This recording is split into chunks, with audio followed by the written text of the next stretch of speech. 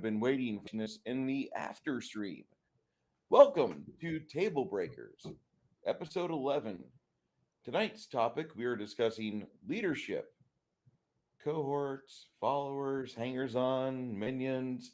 And tonight we have the group of Blaine, Conall, and Baron G Rock. We will be discussing our thoughts on leadership and how it changed our game 20 years ago.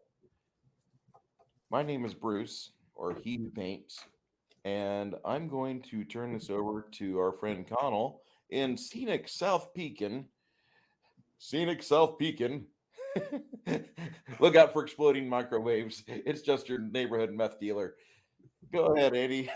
What do you think about how did things change for you with the glut of NPCs suddenly under the thumb of your players at the table? I never liked it, honestly. I always thought leadership should be a class ability, not a feat, because not every monkey should have a wrench. Why does the fighter need 15 followers? Where the hell is he paying for it? How the hell is he paying for it if he could barely keep his own gear going? Everybody wants to be Don Quixote, but at the end of the day, we always end up as Sanchez Piaz, chasing that magical windmill of glory and don't get anything out of it. The only people that need leadership are maybe paladins, clerics, things of that nature, where charisma is most. The fighter doesn't need an extra person. If he can't do the job himself, get the fuck out. That's my opinion on leadership. Well, whenever you have that, say a player wants to take it, and they try to show you things like, well, we get another NPC that's a little less powerful than me, and he's my babysitter. He makes sure that I go to bed on time. He makes sure I get up on time. But I get that, and I have a staff, and it would help our party out because, say, we have a headquarters. Who's going to staff it? My ugly relatives? I get where you're going, and I've definitely been in campaigns before where, if we get enough amount of gold, we can have a hideout. If we get a hideout, we can have our own fort. How often do you actually go there? How often do you spend time there? Well, we have to go to port to port to port to port to port, where we turn out to be more like next generation Star Trek than the actual original Star Trek. We're not doing anything new than saving the princess, taking the guy's gold, and fucking over the dragon. I see no point in leadership. If the leadership was to the sense that a paladin gives a 5-minute speech, the same time the wizard does his, however long prepared to give an extra bonus to the party, yeah, I'll go with that. The leader of man, the leader of the party, yeah, I'll give that to the leadership. But until it's that, it's a waste of time.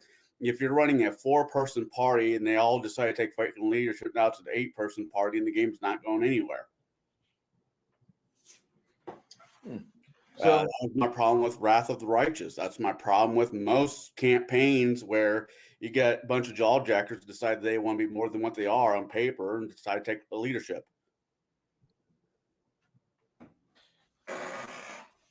Sorry, this topic is leadership annoys the other living fuck out of me. Okay, I mean, and everybody's got their idea for it. So when somebody hits like 7th level in your campaign, you just try to have him blow right by that milestone. Don't even look at it. Don't even stop the RV kids. There's been a few times, especially in not Pathfinder, in 3.5 where I ran it in the very beginning, where I've said, no, this feat does not exist. But I want to follow her. How's your charisma? Well, it's only a 12. Well, if we could role play this out, I'll let you have your Santes. You could be Don Quixote, but if you can't role play it out, no, you don't get one. And guess what? The money, the gold, or whatever, a treasure that we get is not getting broke down by an extra person. He's taking a percentage of your cash, not my cash, your cash. Don't rob me because you have an ego complex. Well, I gotta ask. I mean, the reason why I'm digging in with this with you a bit is that you're kind of new to the streaming scene, and I want you to be able to get used to being asked questions and such, just to verify your foundation as to why you have framed your answer like this. So I'm cranky. Whenever you have a campaign going and you have 6 players, right? you got 6 to 8 people at the table, and one of them picks leadership, or two of them pick leadership because of, oh my god, I get responsible for all this stuff. You could look at it, and I'm gonna be the asshole DM for a second, as all DMs should be. But I'm gonna ask you as a DM, be like, okay, you've got these 35 followers that are now waiting on your hand and knee, and they're asking for what you need us to do. How much money do you have, by the way? Because we need about 1,500 gold a day expended to have a mobile kitchen with us for your war band that we now have, in addition to the mercenaries that are already established in the party. And the rest of the party's looking at these people like, oh my God, if the food gets low, we just kill one of these and eat them. And you can do that. You can say like, listen, here's the expenditures we're going to be spending on these people. We have to have food. We have to have logistics. You need the leadership doesn't cover horses and wagons.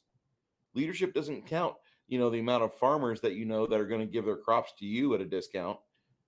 No, leadership leadership feat is a weighted feat.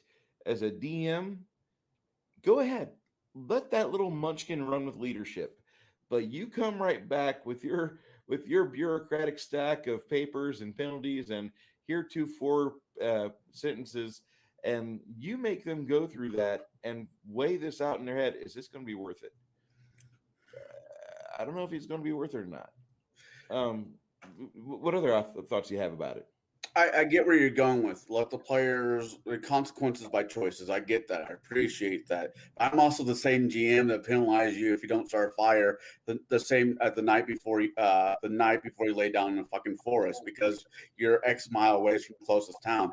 If you can't keep up with your own paperwork, keeping a freaking fire going or something stupid like that, then I don't think having leadership would be the best choice for those players. Money only goes so far in these campaigns. We're, as the GMs, only going to give out so much money. We're not going to give them the ever-ending supply of loot. You're going to get X by X by X. And if you can't afford the 15 grand that is to keep the mouth with legs moving so you can be heroes, then you don't need it. If you want to do leadership at a epic level and bring in, let's say, my 19th character is bringing in a follower, sure. Then that follower becomes you because you trade out your 18 now to be, 10th level so you can keep the story going. I'm fine with that. But I've yet to find a player that's willing to do that. All right. Am I talking too fast? No, you're not. All right. I think you've studied from Blaine quite a bit. Mm-hmm. I feel good. I feel bad about that.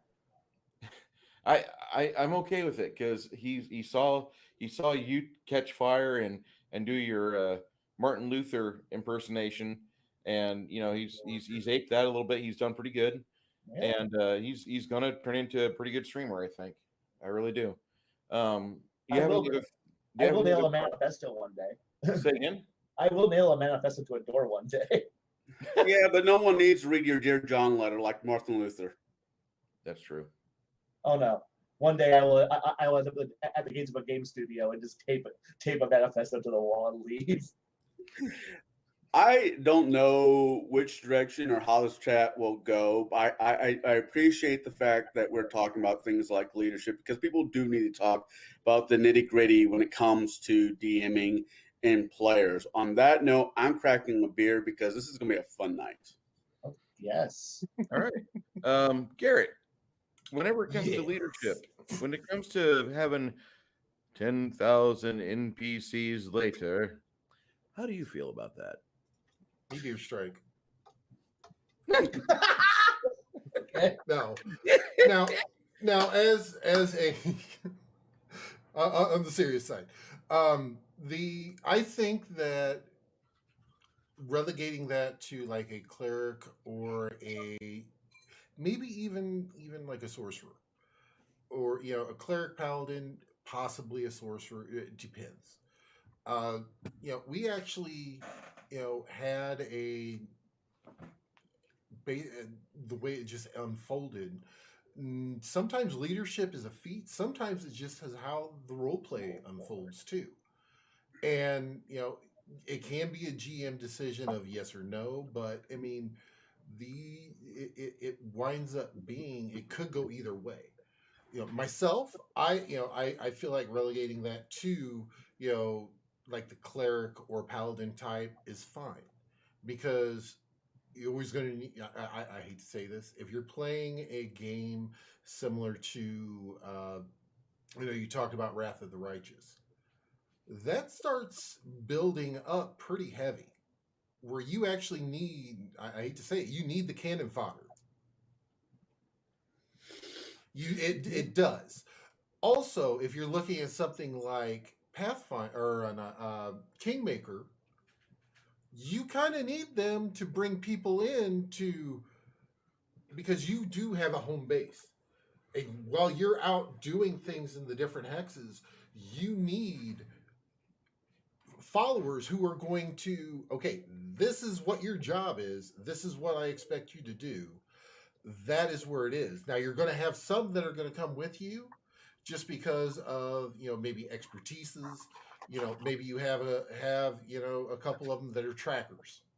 Well, when you're going out into the bush, you need to take your trackers with you. There are and there are certain modules or certain settings where the leadership is more prevalent. Yeah, is it a pain in the ass for a DM? Yes, it is.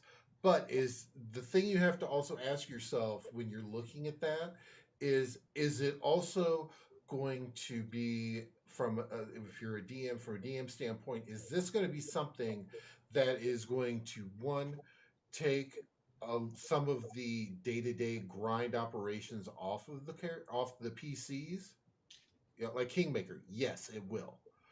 They don't have to sit there every day and go, oh, well, we have to make sure that all the farmers go out to the farm, make sure that all the cows get milked. This is stuff that is essentially a mundane type task that the PCs typically are not going to be overseeing. Now, are they going to be overseeing building a new farm? Zoning out, this is where we want the new farm to go. This is the livestock or the crops that we want to go there. Yes. But they're also going to turn around and take the advice of the people they have overseeing this of where things are going to go. And that's where, as a DM, you can actually help, because even though they're a follower or a minion, whatever you want to, a cohort, whatever you want to call them, minion, whatever. As DM, you're still in control of them for when they're having exchanges. So as a DM, you don't give up all of the control of them. If they're having a conversation back and forth, there has to be someone who's coming in on the other side, because if they're talking to themselves, that's an issue. But but like I said, you're looking at, I think it should be, number one, setting specific, because there are certain settings where yes, you need it. There are certain settings where you don't need it. Like if you're doing elemental evil, do you need a cohort? Maybe one or two. Maybe one or two extra heal bots. Maybe one or two extra heal bots for like cleric types wouldn't be a bad idea. But as for bringing fighter in, something like that, but you as DM, you can say fine, you can do a bring in a follower, but the follower must be one of the following: either a paladin, a cleric, or you can even is the party lacking in something, or let's say they don't have a rogue or something along those lines. I was just thinking rogue. I was just thinking rogue for the traps, because no one's a trappy rogue anymore. Very few players want to be that rogue anymore, or as you said, the cleric. I'll see to those points. I will see to those points, because like I said, it's also going to depend on the setting. Now, if you tell them right off when you're starting, this the you know these books are offline are off limits, and you cannot have this feat, leadership. Sweet. They know it right off the start, so that means you don't have to deal with that the entire way through. And if they ask you about it later, going, well, the way that this setting is set up, it doesn't make sense to have them. And that's all it's really all you need to say is the DM, because you are the referee. You're the one that's taking care of everything. That is what your job as the DM is, and you also lay out what it is. But like I said, you have certain things out there. Wrath of the Righteous, I know you brought that up. I know that I have not played that personally, but I know that scales up pretty and becomes pretty hardcore, where you need some extra bodies for cannon fodder. Yes, you do have all the mythic stuff in there, but you don't necessarily need to have those followers and all that as mythics. Oh no, they get But mythic. They do get mythic in that campaign. That was slightly annoying. You could give them mythic. Yeah, I hate mythic myself. There was a couple games that they said, well, we're eventually going to go into mythic, and I go, I'm not going to be in this game at that point.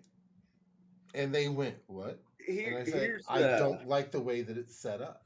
Here's the thing, and I'm not trying to step on your foot at all when I make this statement. I do not believe that we needed those followers later in the campaign when the book says you need them.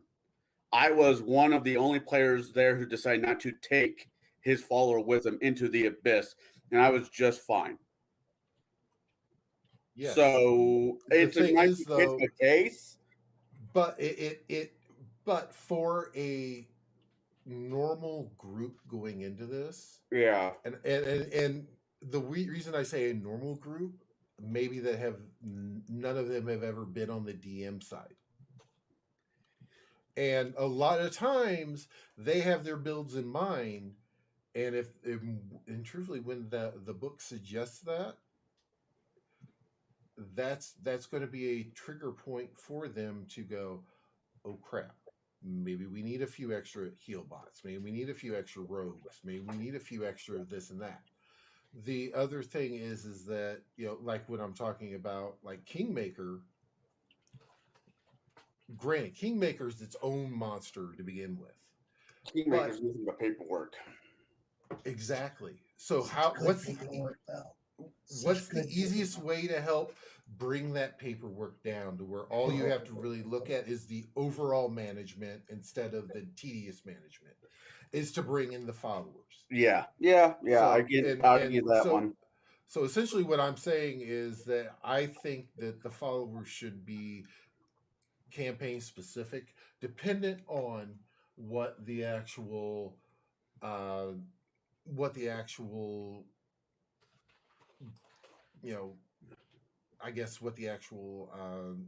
milestones or things that they're going to be coming across. If you're doing a Kingmaker type campaign, oh hell yeah, you need those followers in there regardless.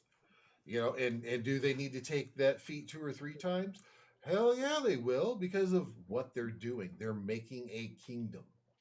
And the other thing is that you also have to remember, as they are taking that, they aren't taking any other feats. So they're giving up that feat slot for a minion that's not necessarily going to be with them all the time in Kingmaker. So that is actually going to bring that power level down. So you also have to look at that point of view too, yes, if they have a minion and they bring it with them, yes, they're going to, 4 levels lower, I think? The minion, the cohort's 2 levels lower than they are. Okay, 2 levels lower. Yeah, so that means they're going to be a little less tanky. Mm-hmm. Because they're going to have less hit points. Yeah, you can put them in great armor or whatever.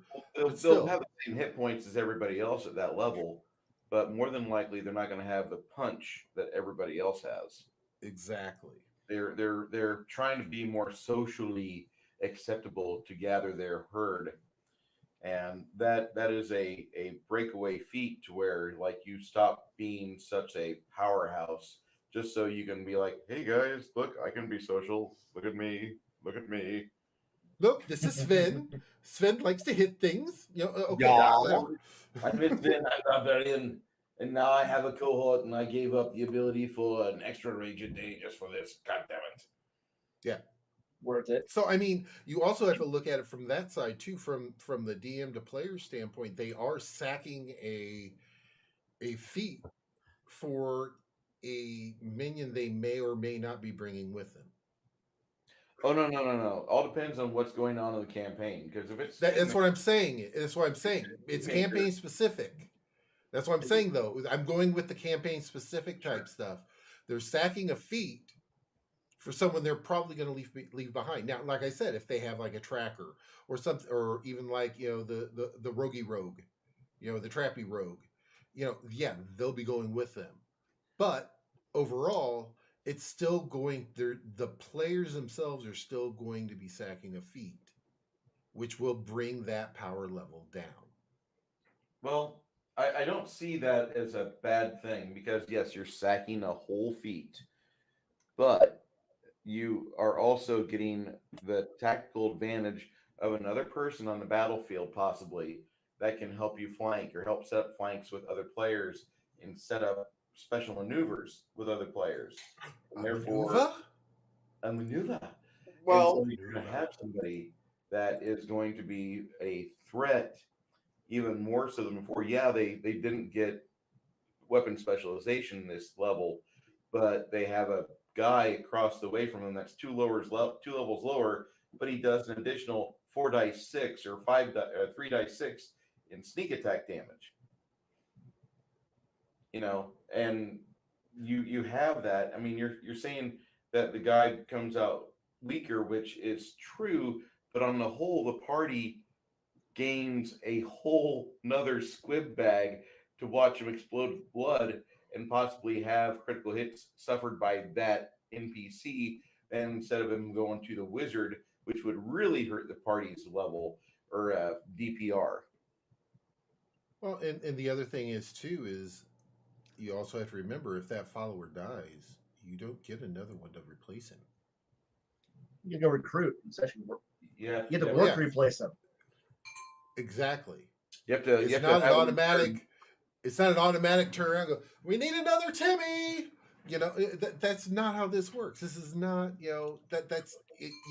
It will take time, and it will also force those characters who may not role play to actually role play. Hey, That's- Fairhead, he walk. The thing is you're saying right away they're not going to have somebody to replace them, but there's one thing that Kingmaker play does that a lot of other games don't. Kingmaker takes span with months. You'll have 3 or 4 weeks where the party is going out and conquering new hexes or defending hexes from something, and then they return home and they have their muster where they have to go and attend the tables and they have their challenges for their social ability and how well is the kingdom doing? Are we profitable? Are we losing gold out the ass? And you do all these rolls. You do 30 minutes of die rolling. The party does that if you do it by the book, which I do recommend for first time DMs and players. It's really a good experience as far as that's concerned, and they've got a good system for it. But when he gave up a feat for leadership, now he has somebody that if he's not taking them with him on every adventure, and they're removing the option for another target on the battlefield. Now you have a person that can stay behind and they can be the castellan. They can take care of various duties while the king is away. And you have all of these other things that are opening up. So it helps out depending on what type of campaign you have on what type of leadership cohort you're going to farm.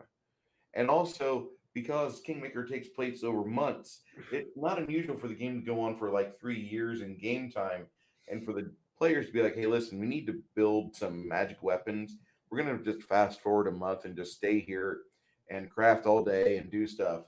And basically, you have like a montage because everyone needs a montage, and you have that training song go through where you go and you find a young kid or a young person in your village and you start training him, teaching him how to box, teach him how to drink a shot followed by a beer followed by a bourbon, and you do all these things, and then he becomes a man and he's ready to go on his adventure next month because you had the montage. I'm just saying you can do that. That is a potential thing. And you might not just take a break for a month. You might have a period of 6 months where the wizard's going just all out, just spunking over everything because he's in the library for 24/7 and nobody's bothering him and he's able to do what he wants. And the rest of the party has to do something during that time too. Kingmaker, as G Rocket put it, is very much its own creature. You can't compare that to any really other Pathfinder campaigns because Rise of the Rune Lord straight to back. It's a solid gold, no real rest time. And was it Shackle Skull or something like that? Once again, fasten your seatbelts. It's just a steady go. So campaigns like Kingmaker, sure. I will say leadership is probably a good idea, but anything outside those, well, we're building a kingdom or whatnot, I'm so fuzzy on. I'm so hesitant on allowing. Well, and like I said, it's going to be campaign specific. Right. And you also have to lay that out as the GM. You lay that out in the beginning when you say these books aren't available, and this feat is not, and these feats are not available. Right. No, that's fair. I get along. I can get along with that thought. And then, like I said, you and if they ask you why is that not a viable thing, go, well, because it will not work it does not work well with this campaign. It and you can even kind of bend the truth a little bit, say you're going to need that extra feat later on, and just leave, and that's all you got to say. Just leave it at that because you're the DM. Mystery, misdirection. The DM always lies. If you saw what was it, Legion of Myth on Sunday, you saw them do the myths and stuff from it. That was one of them. The DM always lies.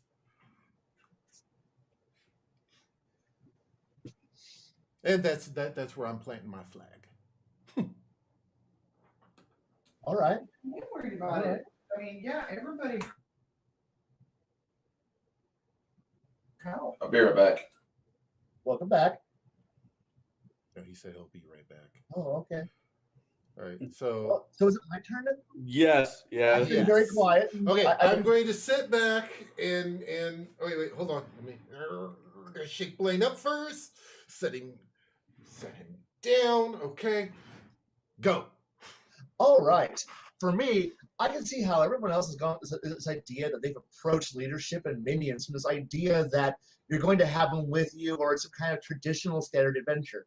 I look at it from a much different point of view.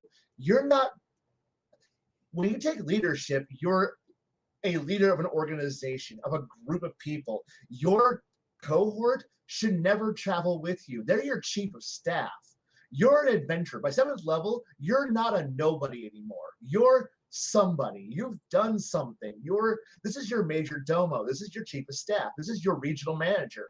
He is going to be, you are the officer. You look to your sergeant and go, I want this done. And he'll look at you and go, sure thing, sir. And then he'll go off and go marshal the rest of your minions to go do what you have. By my math, the average character who is about at 7th level, when they have the option to take the feat, they can generate up to a 16, which gives you a 5th level cohort, which is pretty awesome. You get your 3rd level minion, you get your 2 2nd level minions, you get 25 first levels. Well, are you going to micromanage all of that? Oh, hell no. You look at your cohort and say, whip them into shape.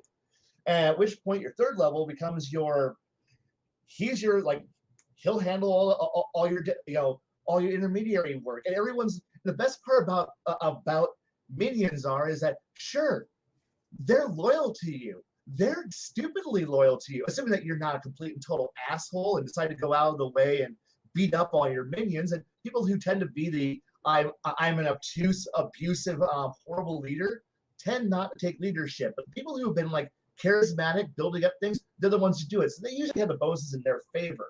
So, and well, I don't want to take penalties, so you're not going to take your minions into battle unless you have to. But the thing is, like, you get a penalty for, did you purposely, sacrifice a follower or cohort?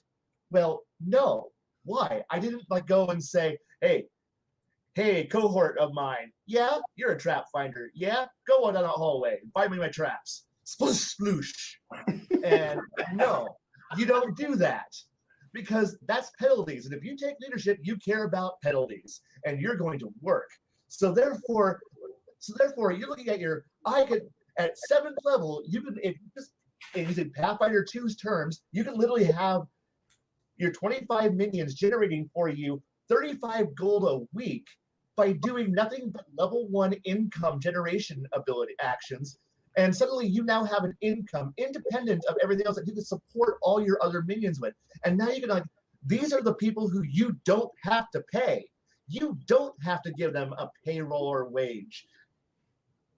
Like, you can literally just tell them to go off and take care of yourselves and make me money, and they'll make you money.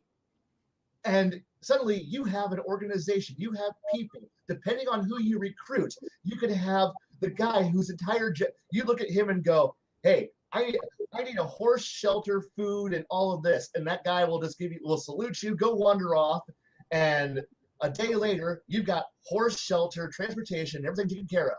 Why? Because he's done his job. And now you've not had to worry about that. You look at your other guy and go, what the heck is everyone up to? And he'll go, I'll go find out. And then he goes out and finds out and goes, well, this is what our current finances are. This is what our personnel staffing are at. Now, these are the people that you can trust. They will not backstab you. They will not betray you. So in short, you get to have this wonderful group of people that you can just give tasks to. Once you get past leadership and into your lower followers, you can't depend on those guys.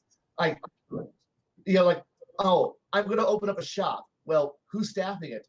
Just guys I hire. Well, those are the people who, evil villains can come in and say, hey, backstab your master, stab him in the back, poison him. Well, yeah, you have that. But no, now you have a core of individuals you can send out to be your business, your shift managers, your store managers, the people who you can trust to get shit done. Yes, it's a level 1 dude, but you know what? Sometimes a level 1 dude's all you need to deliver a message to someone else. And so while you're out doing the hard work, being an adventurer, being something amazing, and then come back dirty, beaten, broken after a month, and then have, your cohort walk up to you and go, here's your pay, here's your tithe for the last month, and you look at it and go, well, I made $120 just by, getting my ass kicked. That was outside of venturing income. Thanks, man. And he's like, sure thing, boss. And then he wanders off. And and yes, much like how, yes, players should be adventuring, minions do monkey work. Monkey work can literally be, hey, this sword broken, find somebody who could fix it. They're not going to pay for it. But they're going to go find you the guy to go fix your stuff, or at least start finding you the clues on what to do. You can give them your shopping list, and it's like, I need to find this, and this. They find it for you. You don't have to do any shit work. The GM is now, you've given the tools for your GM to do all the work. And as you level up, the organization you are now in command of, because it is leadership, command is what you're doing, and your chief of staff is doing all the work for you if you're doing it right. If you have a GM who understands how organization works. And eventually you're sitting at the head of a corporation or a massive company or a massive military organization. This is why only clerics can have that. Bullshit. A fighter's got his retinue of troops that he operates with, and even if all your leadership is your support staff who keeps your mercenaries running, that's cool. Wizards, they've got all their friends and contacts they've made. There's reasons for everybody, but mind you, everyone dumps stats charisma because I need something I dump my points into, so that way I can continue to be big, McLarge, huge, or big brains. The wizard. Wait, what was that name? Big Brains the Wizard? No. The guy before that. McLarge Huge. Big McLarge Huge. Okay. Yeah, Big McLarge Huge. Yeah, once again, continuing our space mutiny naming system. So, Bob Johnson. slab beefsteak. I thank you very much. But no, it's like yes. Ham Rockfist. Bob Smith? God damn it, no. Bob Ross. Right. But the thing is that I said this is all these things that you could be doing. And by telling and every class can do this, everyone can have, their people who just do work for them.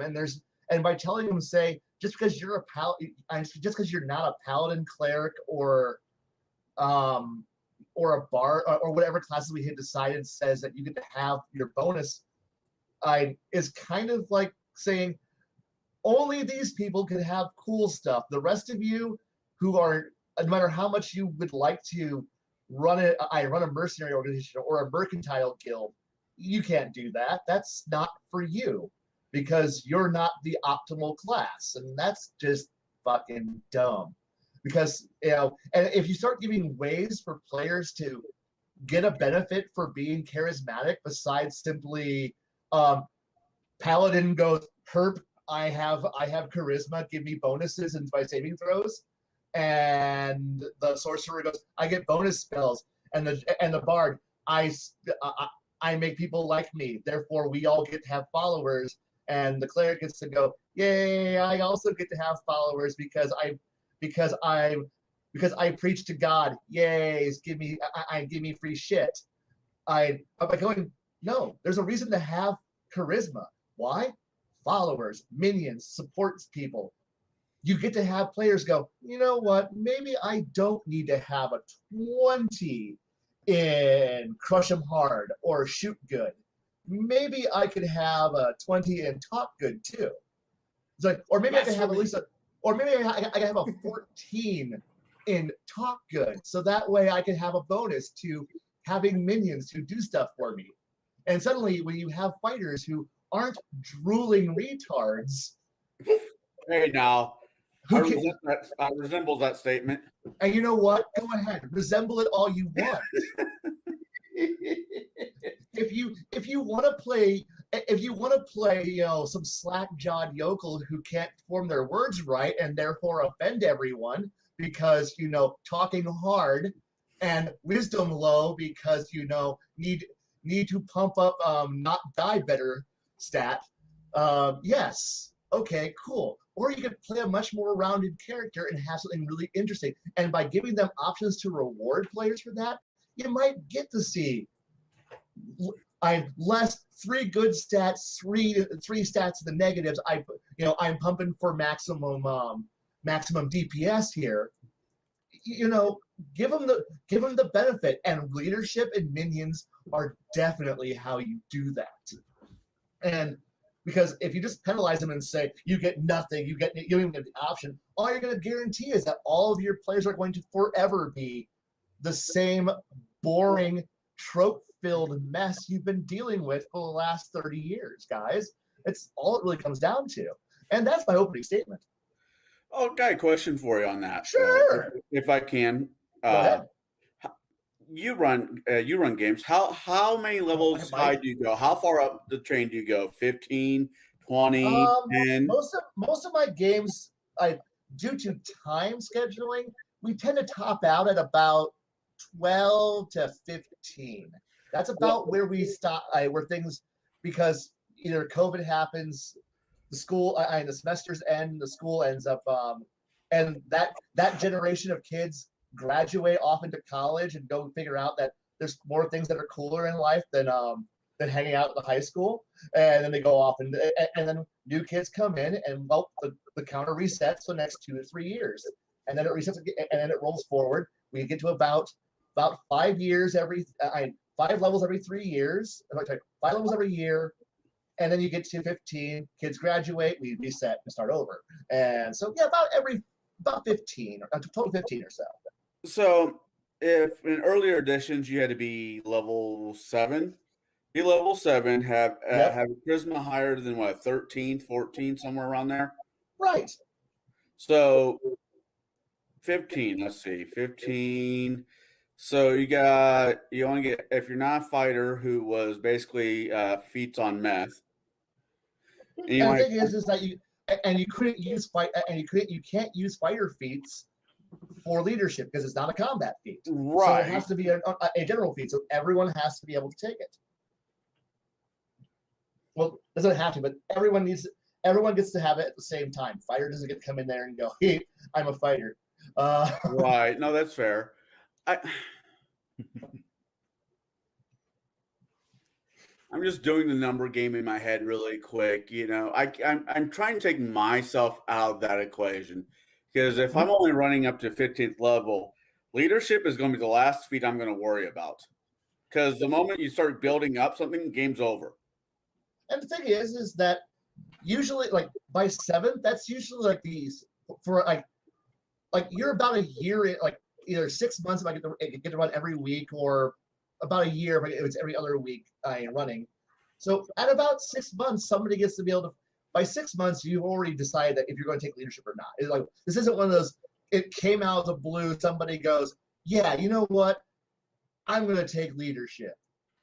No, you've been RPing this. You've been building up towards this. This isn't like a out of the blue. This isn't you going, "Should I take power attack this level or improve 2-weapon fighting style? I'm not quite sure which one is better for me today," which is always power attack, so fuck off 2 weapons. You're assuming that people think that far in advance, you're a common player. Wait, this is a group that brings your spreadsheets to the fucking table. Yeah, okay. See, I've got to sit down at Kai's table. I don't know what to expect at Kai's table. Okay. I know what I've gotten at the tables I sat at. Okay, if you've ever read like... Wait, hold on. I've got the perfect one. This is a very similar to something that if it was like a 3.5 or Pathfinder, that Mike would excel at. Oh, okay. That's cool. Okay, No. okay. I that's all I had to say. Now it clicked right into place. In private chat, I get that, and I appreciate that. I like those types of games. In private chat, could you just say which Mike we're talking about here? I don't know if you know him. Okay, I thought we were talking. Okay, I'll put my guess out and get out in private chat. So that's fine. I mean, you might, just he doesn't get out very much in the local scenes very often. I put it in our Discord group. No. No. Oh no! Don't know him. I guess completely wrong. I'm so sorry. I don't know this one. It's fine. He's a really good DM. I enjoy his campaigns, but his campaigns go to 20, if not 25. If I could get my games to run to 20, I would, and I have in the past. So if you're familiar with how like political thrillers or say like House of Cards or an Honor Heritage novel works, just assume that's what half of my game is. It's usually people talking about how we're going to screw over each other, or what contingency we're going to launch at some point down the road. So people are usually thinking about what their out of character motivations on why we're going to go declare war on something or why we're going to defend it. So there actually is a lot of thought put into it, and they're usually trying to balance out if they're going to offend a noble house or something along the way. So it isn't just your standard, well, today we have, we're just going to go out there. Yeah. And plus, I've had groups who who have played with the whole, we take leadership only because we want to have a cohort that gives us, the ability to be able to combo off our class abilities better than this. And the party groups have gone from 6, which is my average party size, which is 6 players, to 12. And at which point it's like, okay, so we have group A and group B. Okay, shit's going weird and the thing drags to a halt. That's the entire reason why I kind of put the kibosh on that. But there's always that one player who goes, I want to bring a cohort along. My cohort's coming along with me, and they usually end up getting killed. Things go wrong, everyone dies. And then suddenly they're like, oh wait, I got penalties. So they have to go back, and pay reparations, make amends, make up for the fact that they had accidentally oopsed. Yeah, that makes sense. I guess jokingly, if I took leadership, it would be as a bard, and I would be a traveling troupe that does nothing but play music to give the rest of the party a +2s. Why not? That works, right? Or you can do what one of my bards did with leadership, and so they're the rock star, they're the lead, and the rest of the leadership crew was the roadies, the staff that come into town beforehand, set up his stage, set up concessions, set up everything. They're doing all the income generation abilities, and they're setting up everything: sound systems, pyrotechnics, explosives, fire, potions, food, everything. And then the bard comes up on stage at the end and goes, "I'm here to fucking rock now." And he managed to draft a fighter who had performed because he got in on the joke, and the rest of the party's like, we have no idea what's going on here because the fighter and the bard are up on stage, performing their hearts out, making a crap load of money and swaying an entire city into becoming their new friends. And so and as the bard and fighter put it, we don't pay for drinks, we don't pay for rooms, and we never go to bed lonely. So fuck everybody else. And that's how they used their form of leadership. And their cohorts were literally the stage managers and the rest of the band. So it's like, that was how they use leadership. And I'm like, that's a much cooler form of leadership and how to use your minions than simply another heal bot or a guy whose job is to find traps.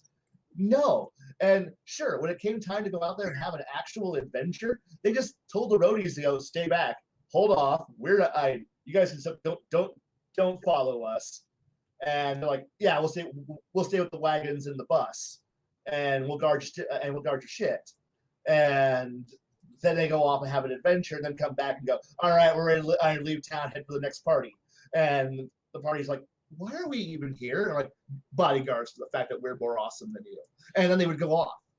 And that's like, so leadership can be used for such cool things besides just simply pure combat potential. And it makes the story interesting, but you got to be willing to think out of the box and be more fun with leadership. And most players don't think in terms of fun. I'll be brutally honest. They don't think creatively or out of the box because they're too focused on what will give me a mechanical advantage, what will give me an advantage for the next fight I'm going to go into. I'm like going, there's a whole lot more to the world, right? You guys do other things besides sit there and sit in your tent and sharpen your sword while you're waiting for the next adventure. I'm preparing for my next fight. All I know where all my gear is, and it's all in perfect working condition and order. And the moment I even hear a twig snap in the next county, I already have a weapon drawn and I'm ready to fight. Do you do anything else? No. Fuck you. Fuck you with a rake. That's fair. And I mean, the few times I've had to take leadership because the game, the scenario needs it, I always follow the same thing. And if you get it outside the three of us, that's freaking awesome. That just shows you, grew up in the 80s. I named mine Higgins. Okay. Yeah. Because, hey, I'm doing stuff. What do you need me to do, boss? I need you to get camp going. Yeah. And those are the great, and that's what you can end up using them for, is just simply to enjoy the simple fact that you have someone else to do the bitch work. Because at a certain point, level 1 tasks are below you. Let's be really honest, they're below you. Because when you ask a player, hey, can you make a DC 10 start fire check? And the 8th level character, I'll try to roll a 1. We're good. And even like a basic bitch low level character is like, yeah, I can make a 10.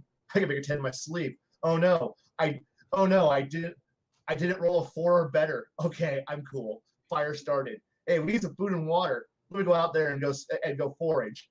And the older editions, when there's no combat, the player can say, "Well, I'm just going to take a 20, or I'm going to take a 10," and just it's automatically done. I need to search a room. Third edition, dude. Third edition. I said older editions.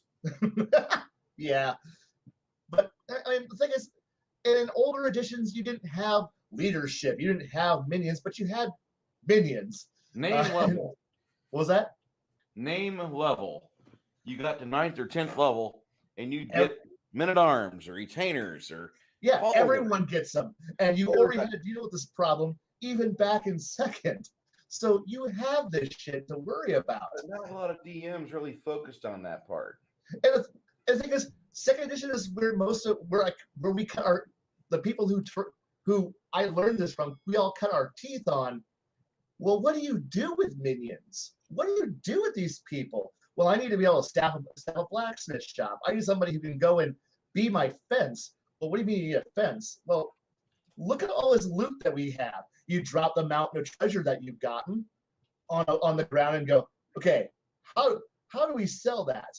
Well, we can spend the next 3 weeks selling it, or, hey, fence. Yeah, boss, sell our shit for us.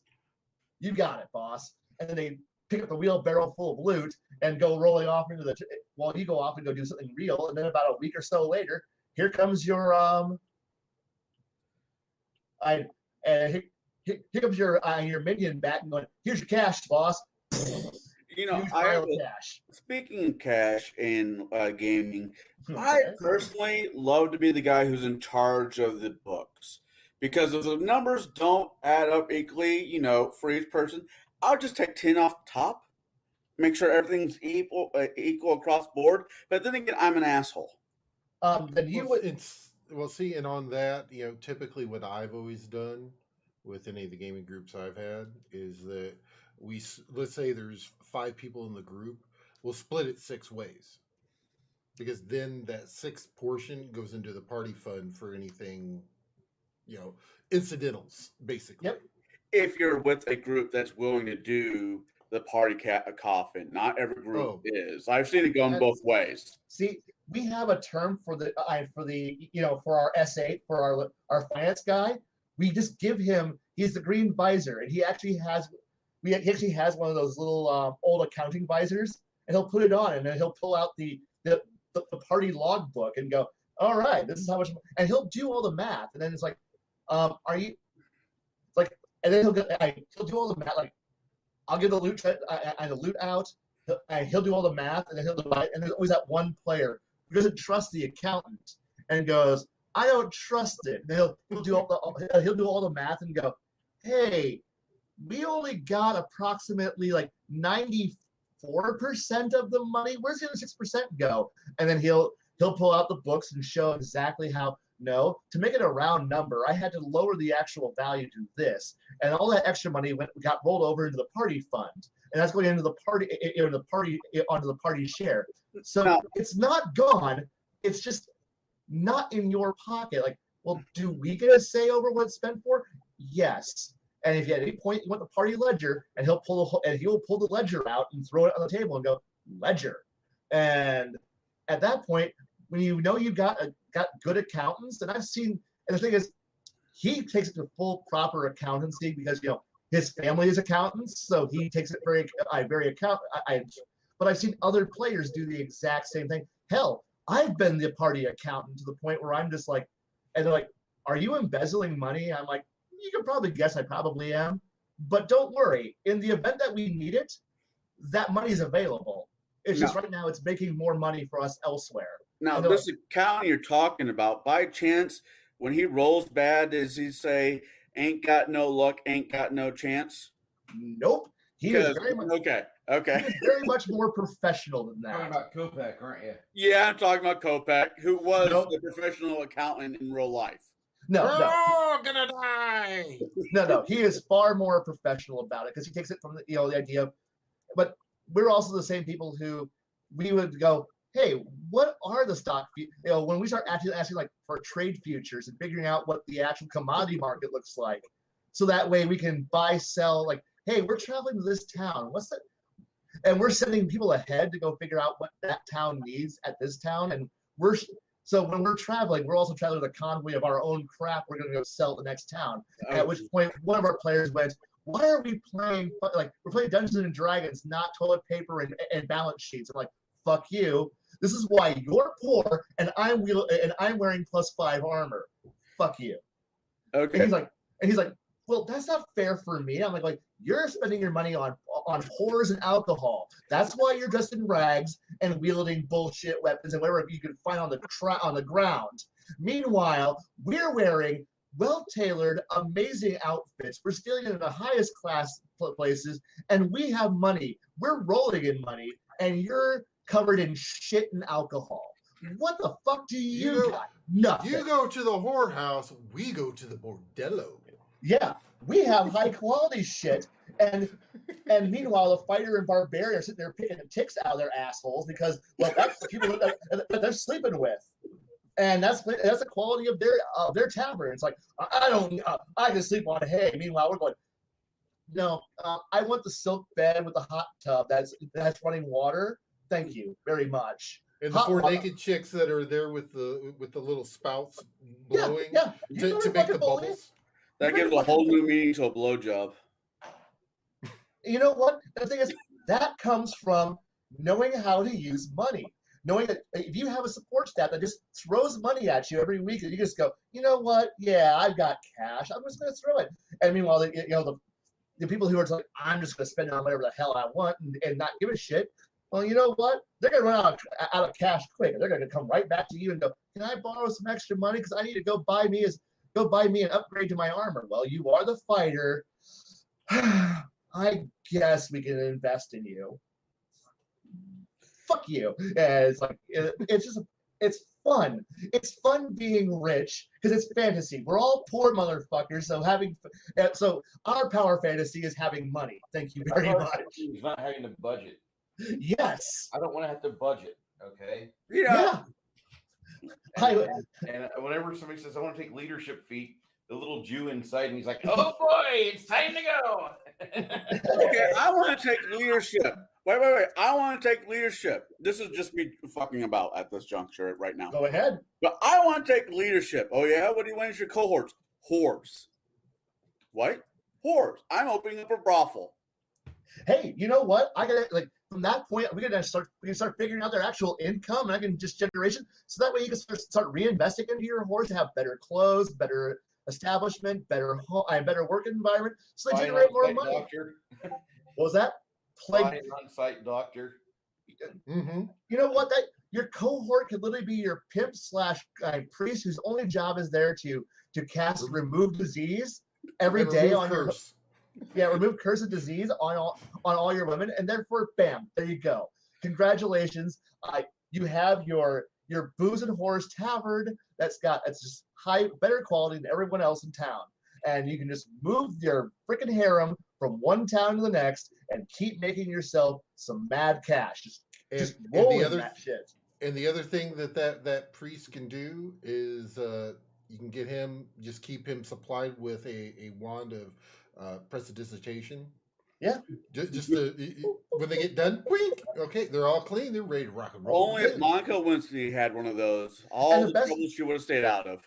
And the best part about all of this is that if you choose the right cleric of the right god, they won't even care about the fact that they're the head pimp of your entire organization. Just let them go. So, with all this being said, Bruce, can I take leadership? As he pulls out the bullet. That's not a thought yet. You haven't started taking leadership. Start building up for it. Start building now. start getting up to that point where you I swear to God, next time I sit down at a table that's running Kingmaker, it's going to be the Kingdom of Horrors, and we're going to be the richest kingdom in the world. Hey, or at least the most popular. It's the oldest profession in the world for a reason. Hey, if you can convince your wizard to start getting into like shape change and polymorph spells, you can start just mass producing I can open cat girls off and sell them off to just have some fun. Wasn't it the episode of Firefly called War? Yes. Yes. No, the good-hearted whore or something like that. Yeah. Yeah.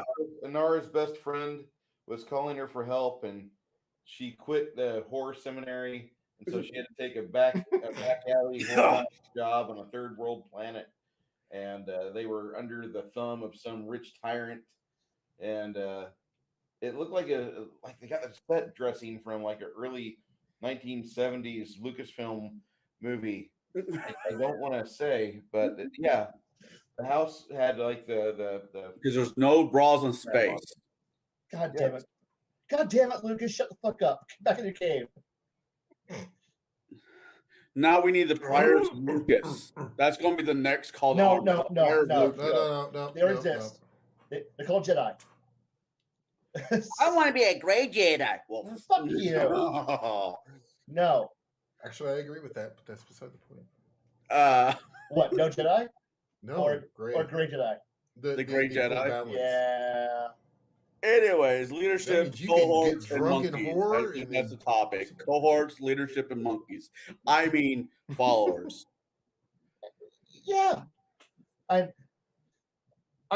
know I have a much different take than what most other GMs do about it, because just I'm slightly jealous of anybody who gets to sit down at your table now. The quality of DMs I've had, as of right now, I can count 4 really good DMs and maybe like 10 really shitty ones I just put up with so I could roll some dice. Right. And the thing is, I've also had another player who used their leadership.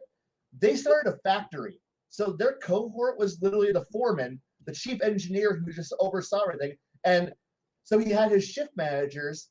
And the entire point of the entire thing was to provide a series of assistant leadership bonuses to the crafting people on the assembly line on the ground.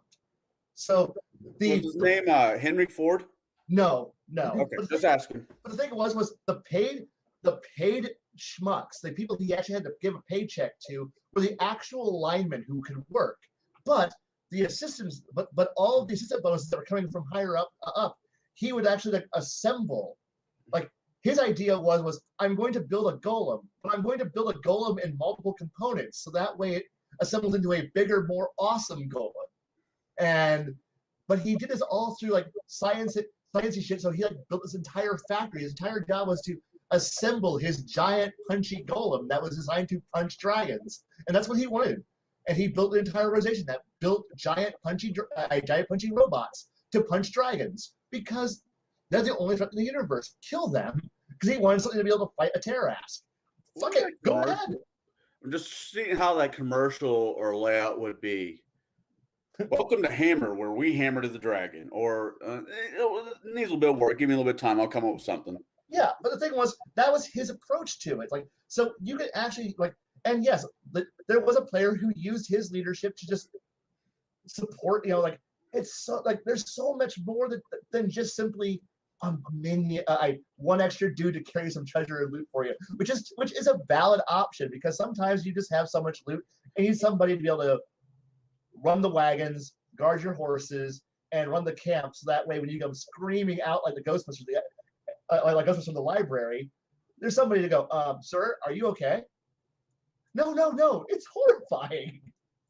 Well, the other thing is I think what it also boils down to, and this is where it kind of comes back to like the setting. It depends on the setting. Yeah. Yes. The setting that Blaine runs is completely different than a setting that, if you're in like a game store, they're willing to play. Oh, yes. Blaine, because I've had discussions with Blaine, was it 4 or 5 years ago, about his games and his world. And the thing is that His is a lot more role play than it is role play. But when it comes time for the killing, the map comes out. Oh, it's time for killing. Oh yeah, and that doesn't change. But you may go a few sessions before you fight. Yeah, and I may write approximately 10,000 words worth of garbage before the next fight happens. So, and that's the thing, is that it all depends, and that's where I'm coming back to what I said. Not know, and I'll even amend based on that.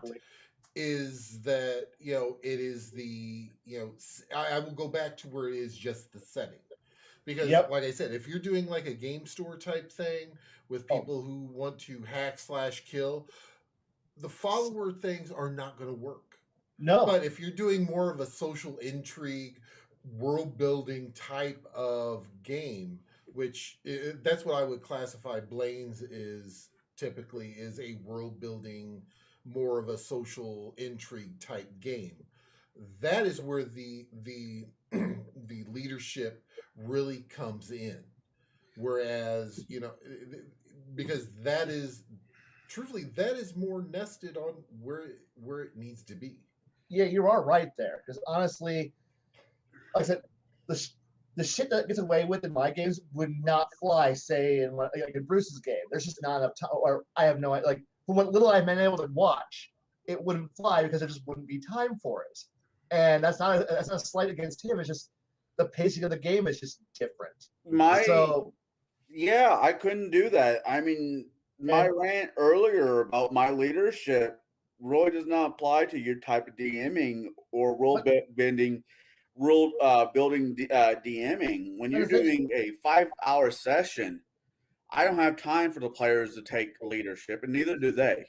And the thing is that while you were giving your speech, I was nodding along with it because I've had that exact situation, and I'm sitting here going, no, that's actually like both you and Garrett had some really good points. That's why I was like, I'm just going to shut the fuck up at this point, because the next that 20 minutes, I was like, no, you're hitting all the points there, and I'm on why for a normal adventuring party, my leadership doesn't work.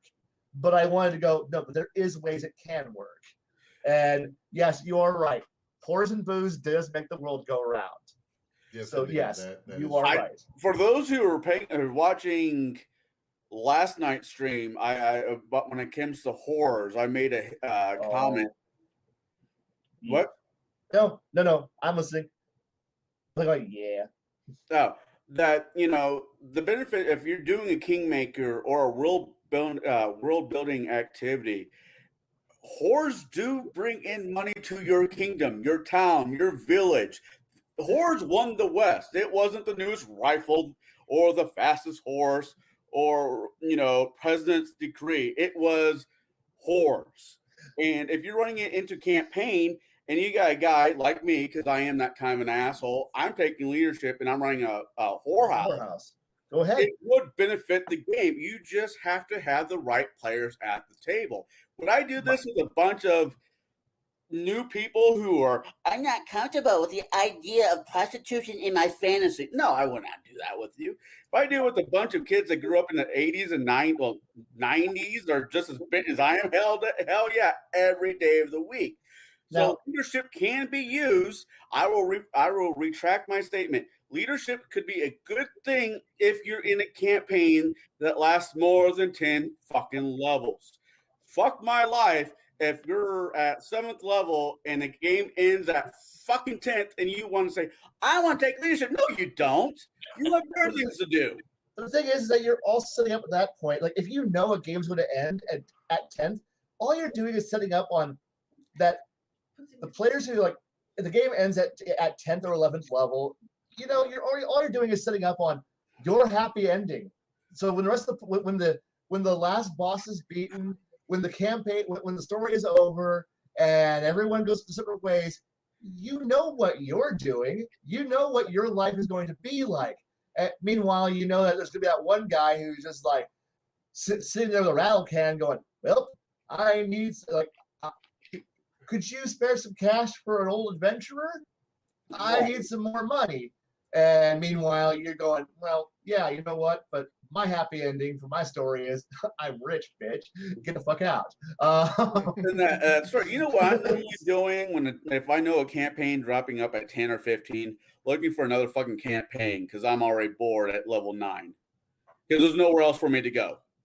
Well, it all depends too. Is if the DM story's been tells you that's where it's going to wrap up. Right. It could also wind up being that type of thing where life happens. And We've all been in that game where life happens. I will never bitch about that. I was married. I have a kid. Hey, I can't make it to a game. I got my daughter this weekend. Hey, I can't make it to the game. My daughter's sick. Or my wife is already giving birth to my child. I can't. Well, she's going to be in labor for the next 16 hours. I might. No, I can't make it. It's your game. Yeah. But I've also I don't intend to end my games at 10th to 15th level. That's usually where time runs out and the game ends. So it's like at no point do I walk into a game and go, okay, everybody who's making level 1 characters, this game ends at level 15. No. Nobody walks in going, all right. No, they're planning for level 20, and I've had like 3 campaigns where it's actually made it to 20, and I've been proud of those 3. But I've had a lot where it's simply either I'm dealing with crippling depression, or players are all having, where I had one player goes, I'm sorry guys, I quit gaming in the group, and we're like, but why, man? He goes, well, I'm wrapping up my master's thesis, and I'm regraduating and moving off to go be a professor. I don't know what you're all doing. And we're like, well, you are kind of one of our key members of the group. And then one guy goes, well, I guess if this campaign's ending, I'm going to go out and go do. And suddenly the whole game falls apart because one player decided that he needed to go work on his doctorate somewhere else. Oh, fuck us. And fuck our game. I've been in those Can you do that online? Come on. I've been in those campaigns where one person really is the linchpin. After moving back up here from Tennessee, I realized the gaming group I was with, ended because I was the one guy every week. So, are we playing this week? Are we, putting in the legwork just to keep the people motivated? Because I took leadership as a feat somewhere in life and haven't fucking realized it until now. But no, it's like I'm gonna say I run this game. For those who are, I've brought this up several times. I run this game, Rise of the Rune Lord. It's the anniversary edition, which has more fuck ups than the original edition. I've realized, but that's besides the point. Fuck off, Paizo. Anyways, they don't have editors. They're too poor for that. But here's the thing: this game goes up to level 20, right? Mm-hmm. But there are the last 4 or 5 pages saying your game does not need to end. It can keep going. The story does not have to be finished. Oh my God. You mean I don't have to pull the plug? I can give my players a chance to do things I normally said, no, we probably shouldn't. Or 5e, all campaigns end after 10 to 15th level. Rise, what was it? Curse of Strahd? After 6 campaign days. After six times where the players will get together, a typical 5e game ends within 6 sessions. Yeah. It's just... Yeah. I probably with defeat because all my games are short. I don't want them to be short, but life happens, and I will agree with that. If I'm sitting down at a table where I know it's not going to be a short game, and somebody wants to take leadership, as much as it'll make my skin crawl just because I don't know what the fucker's going to do with it, I won't bitch too much. The thing is that it is on us as GMs to also, when a player goes, hey, I want to take leadership, and to give them that look and say the GM's greatest line ever, are you sure about that? And watch a player go, huh? What? Yeah, I'm sure. Or more like, sit down with your player and go, all right, what do you plan on doing with your leadership? And the player goes, I don't really have a game plan. I just want a cohort. At that point, you just go, don't take leadership. Go find an NPC who's going to be your new buddy and become really good friends with an NPC. Don't take leadership just so that way you can have some guy who's going to let you use a teamwork feat, or some guy you can go put in a pocket and go, I'm hurt, heal me, heal me, and then your little gnome cleric pops out of the backpack and goes, heal, and then pops back into your backpack, and you're like, yay, my gnome cleric decided to heal me today. I'm so happy. See, and you need something better than that. You need a better excuse than that. Mostly because your cleric should actually be doing his, your party healer should be doing his actual damn job rather than going, I'm an engine of war and destruction. Stop being a war priest. Please stop being a war priest. But it's so awesome. Stop being a war priest. it feeds my soul. No. Oh, God damn it. Oh, hey, look, our party is good character, priest of strength through chaos and war and destruction. Can you heal? Be a good guy. Maybe sometimes, but if I kill it faster, we won't need to heal. Fuck us. Okay, cool. I guess we need leadership so we can get a fucking pocket priest. Come on. What type of campaign is it? We don't have a pocket priest. Come on now. Well, and that, we've all said our piece really about it, Bruce. Hey, Bruce, yeah. What are your thoughts on this? On hirelings and there's tiers because you got like everything has its place, right? Yeah. So you have the cohort, which is he's your number one. He will never stab you in the back. He is your sacrificial buddy. If you're Will Smith in Independence Day, he is your trendy white singer that lost his relevancy after 1998. Nobody remembers Harry Connick. Hey! I like Jeff Goldblum. Fuck off. Oh no! My point taken exactly. So he was great in Ragnarok, I think. Yeah, he was. That movie was 4.5 out of 5 Goldblums. I just gotta say that like it was good, but you got cohorts and they're your number one guy. Like he's never gonna fuck your girl. He's never gonna fucking go in your stores and like just raid them, and he's never gonna like take the last beer. He's your buddy. He's your wingman. Go. Yeah, exactly. He's your wingman. He's your sacrificial wingman if need be.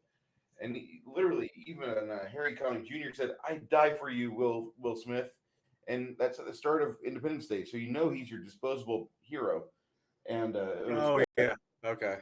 So anyway, I have to throw that in there.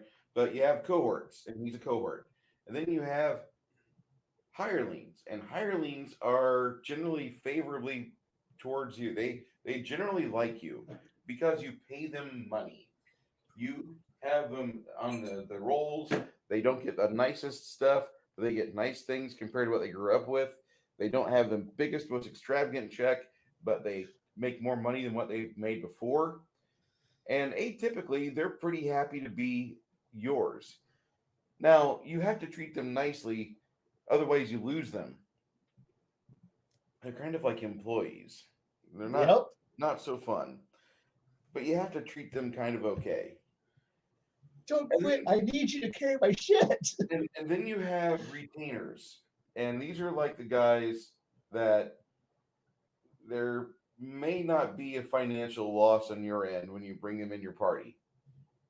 They might just do it out of the goodness of their hearts for a while, but after a while they sour really fast. And for those of you that say charisma is a dump stat, you just probably want to skip over this part and get to the part where we talk about smashing big things with hammers. But Herb, smashy. The comments here. But I'm telling you, like the retainers, those are where your weak link, okay?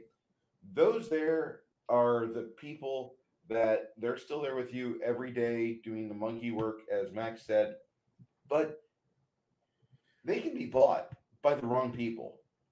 And so you got to watch them. You got to verify and validate them. And you got to occasionally get down on their level and be like, listen, I kind of need you to not fuck up what you're doing with me. And you have to do that.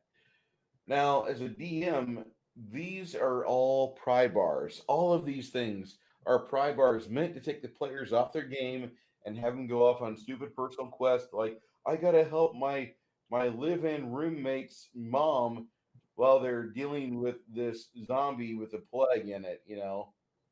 I gotta go do this because my sister, who is a pregnant munchkin, and she dances with a gimp on New Year's Eve. She's gonna have help. Oh wait, did I just bring back a bad memory? I think I No. went to high school with her. So I'm just saying that you have these various pry bars as a GM that you can use against the players, and you can kind of throw them off their game and be like, "Oh, we got to go help out this guy here if you want to keep these 6 people in your party as your hirelings." They're going to leave and try to fix it themselves. And if the player still is like, "No, we must do the quest, and we have no humanity whatsoever," blah, that's when you as a DM can come out and be like, "Okay." About 2 weeks later, when you wake up, you notice that 60 of your horses are missing, a wagon, and about maybe 50 pounds of wheat, which you were going to use for milling the flour. Oops. It looks like Oops. what? No, I went. Yeah. Oops. Yeah, it looks like you've mistreated your hirelings for the last time, and those easy to offend people, they're leaving now. Apparently, you said the word imbecile or retard, and you didn't realize these people have different sensibilities than you. Maybe if you didn't have a charisma that was so low, like a 12. 12 charisma, mind you. For those of you that are normies, a 12 charisma still gets you a bonus in Pathfinder 3.5, all that stuff. Damn it, Bruce! Stop looking at my life stats. Okay.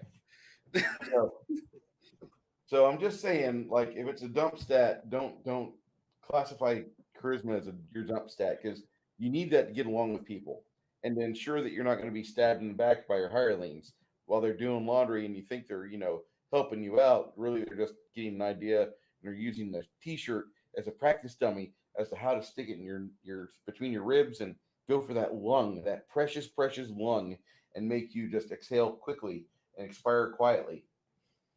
That's roughly about. Never mind. Now here's a thought.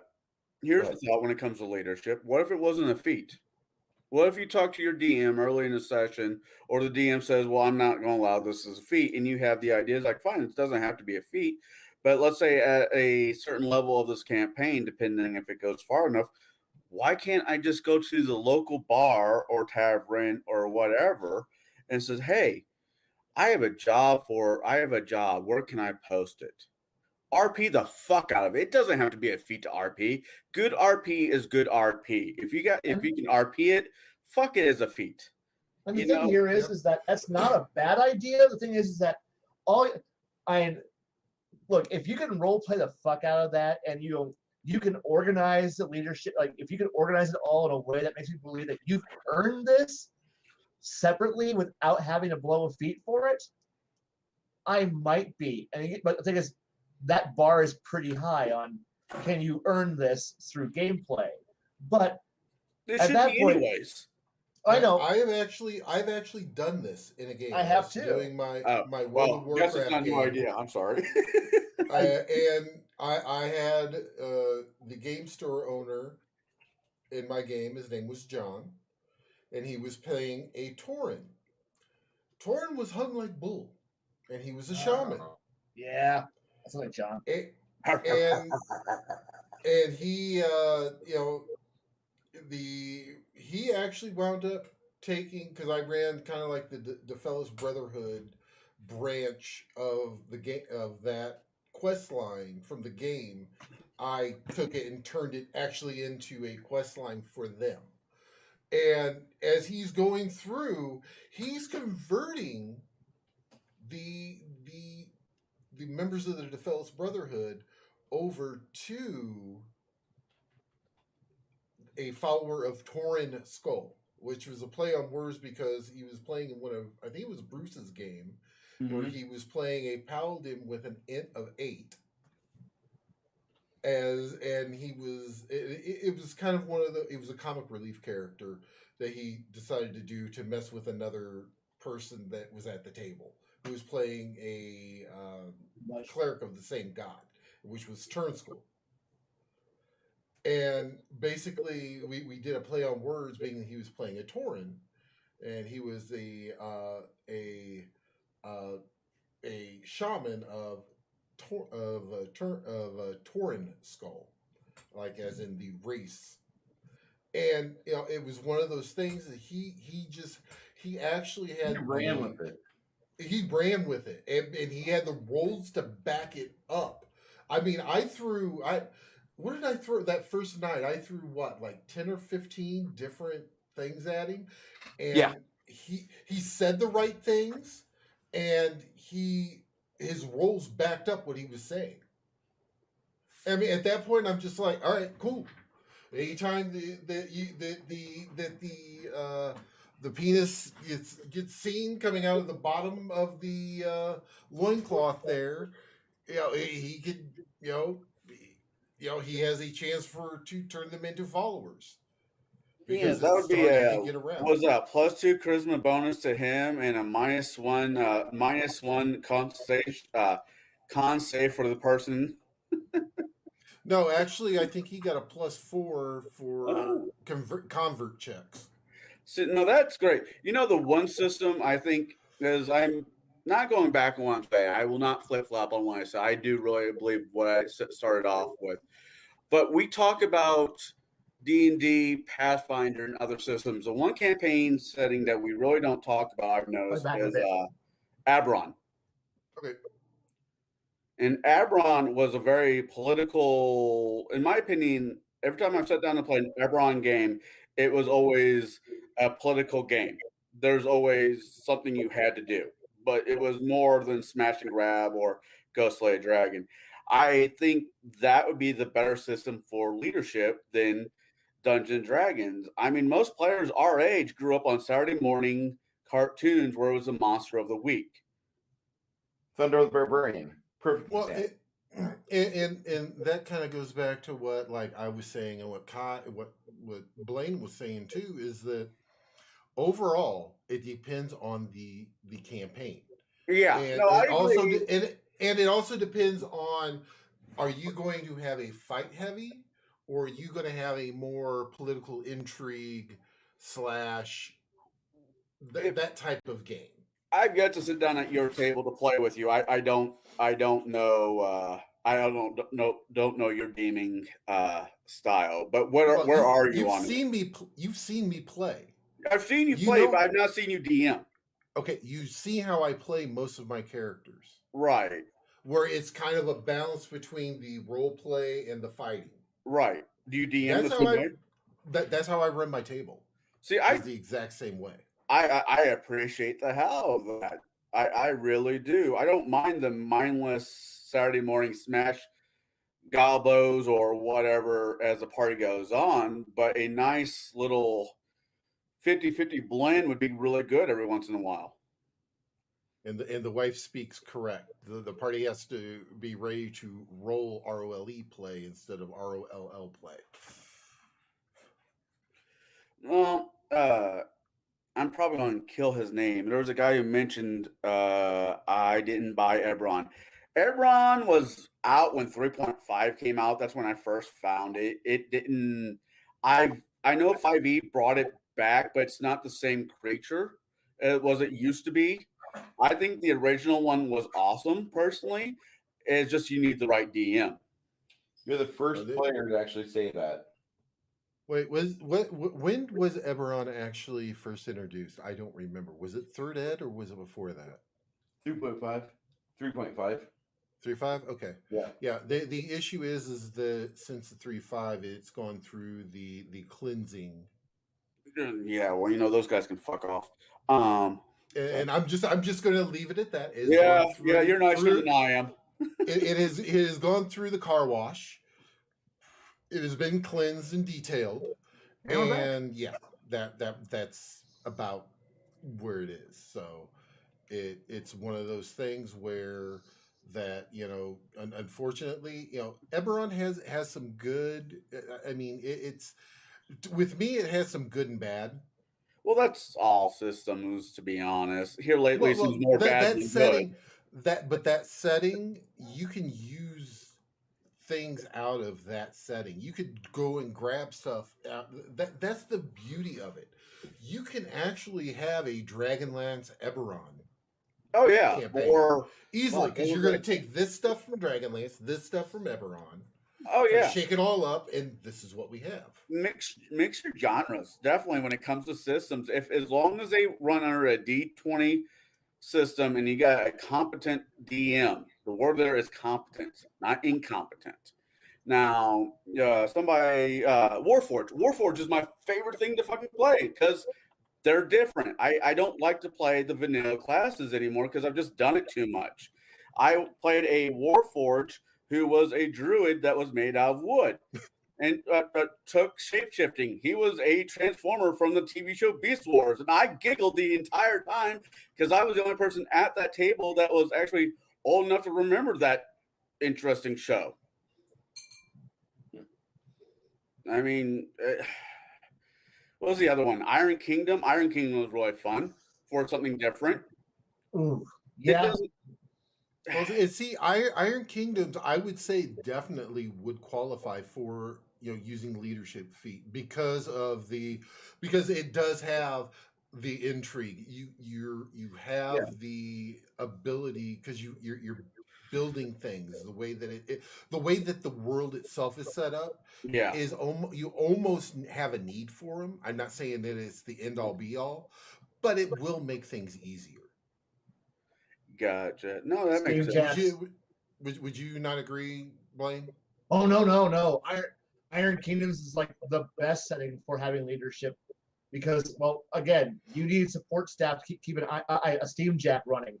Exactly. If you got a warcaster who's got a jack, you need to have like an entire like motor pool to keep that thing running, and because you do it all by yourself. But no, like fight's over, patch her up, refuel her, and have her ready for me in the morning. Okay. Well, even in let's go back to 3.5. There was a class in her, I think, called Swashbuckler, and by a certain level, you get a prestige class. Was a dread captain or something like that, where you had to be able to buy a boat. Not a boat. I'm not talking about dinghy, but an actual, galley.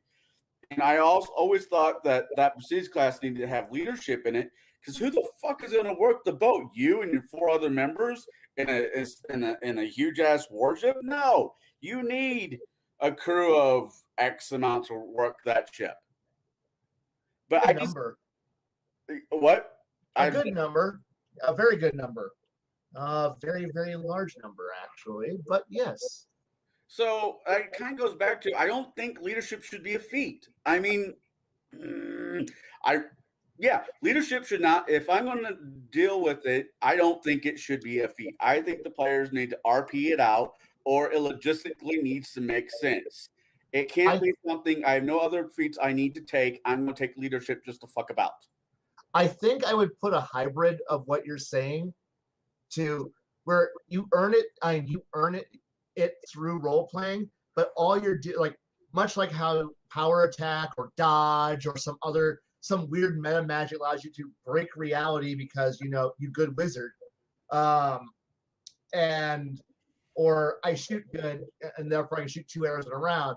I think the ability to take leadership at that point turns them from hirelings, to use Bruce's theory, and minions, and turn them into proper followers.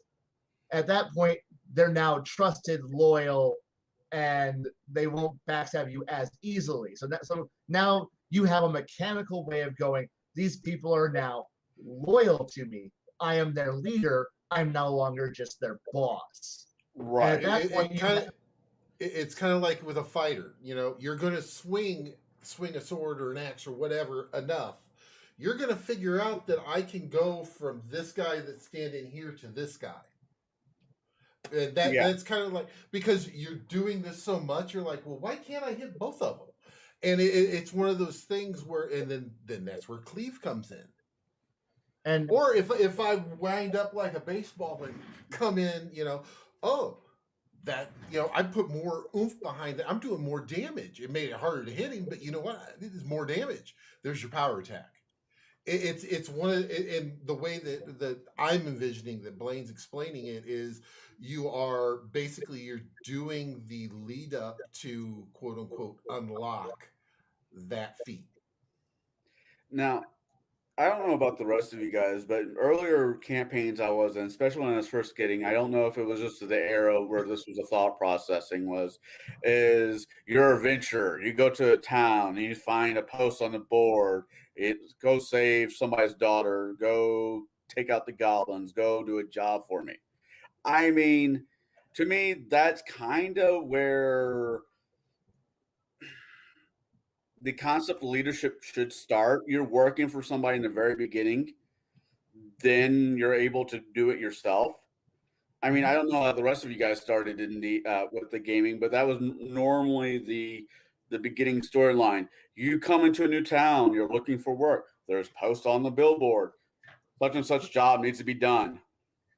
Now, I would counter that with that's where I started. That's not where I stayed. Oh no, yeah.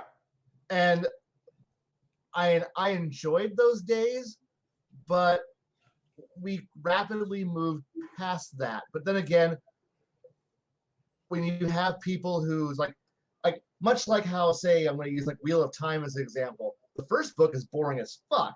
That's your standard adventure. Things get more interesting once you got past that. But the thing is, if I'm going to retell a new story, I'm probably going, and I got good players, I'm probably going to skip the friends meet up at the old tavern after where they all promised to meet up at several years after they were last together.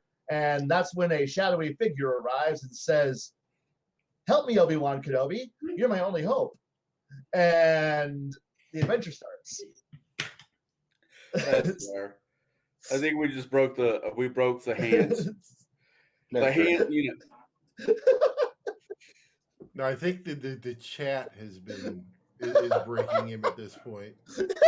I love it. We brought up the bunny claws again, and every time we bring that up, he dies. I forgive my ignorance, but what is that? Okay, we had a group, and we had it was called the part-timers. Because we had people who were rotating in and out because so-and-so couldn't make it this week. Next week, someone else couldn't make it. So, and we had like 4 or 5 people, that were rotating in and out. And we never had everybody there. Now, the nice thing is that we also set up that we had the bunny clause. So, therefore, it was a contract you signed when you joined the part-timers. And the thing is that the way the bunny clause read is that if you were ever taken over by like a command or you were anything that you were not in your correct mind, right? Either dominated, controlled anyway, whatever, that the wizard had the okay to go ahead and basically you gave consent beforehand that the wizard could polymorph you into a bunny. So it became known as the bunny clause. That's okay. Good to know. That makes sense. Actually, makes a lot of great sense, especially and it actually came into play because we were playing Rise of the Rune Lords. And we went through and got this beautiful sword, and the sword talked to me. It was my friend. It was so good. And then bunny. It was a sad day because that was a beautiful sword. It was my friend. He just wanted a little bit of blood. It was okay. Bruce is laughing. So I'm just saying, like, you have different tiers of NPCs to throw at the players. Yeah. By and large, majority are going to be those that got brought into it at no expense to you at the moment of purchase. And when you forgot about them, they get popped. They'll pop with another. They'll pop. Yep. For example of leadership, what was I watching? Yeah, earlier seasons of Game of Thrones with Tyrion. Tyrion's like, I'll pay you guys not to kill me. And he got the clan of the moon people, or the moon something like that, where it was a barbarian clan that's like, I will pay you 3 goats and a glory hole. I don't exactly remember the deal, but it was Tyrion, so I know glory hole was somewhere in there. So no, that I always thought that was a very interesting take on leadership. Even if those who read Nikolai Machiavelli, The Prince, his concept of leadership and having to deal with people is a very interesting take on it. I don't see that in modern day-to-day gaming anymore, and that's where I'm banging my head against the proverbial wall, sometimes actual the wall, when somebody says I want to take leadership, because they're not saying they're not doing it correctly, but they're not doing it fucking correctly.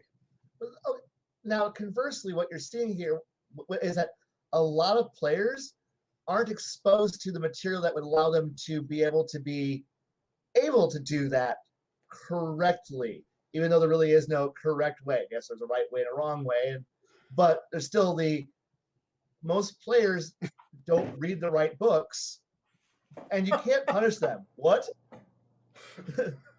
Cow. These goats are virgins? What?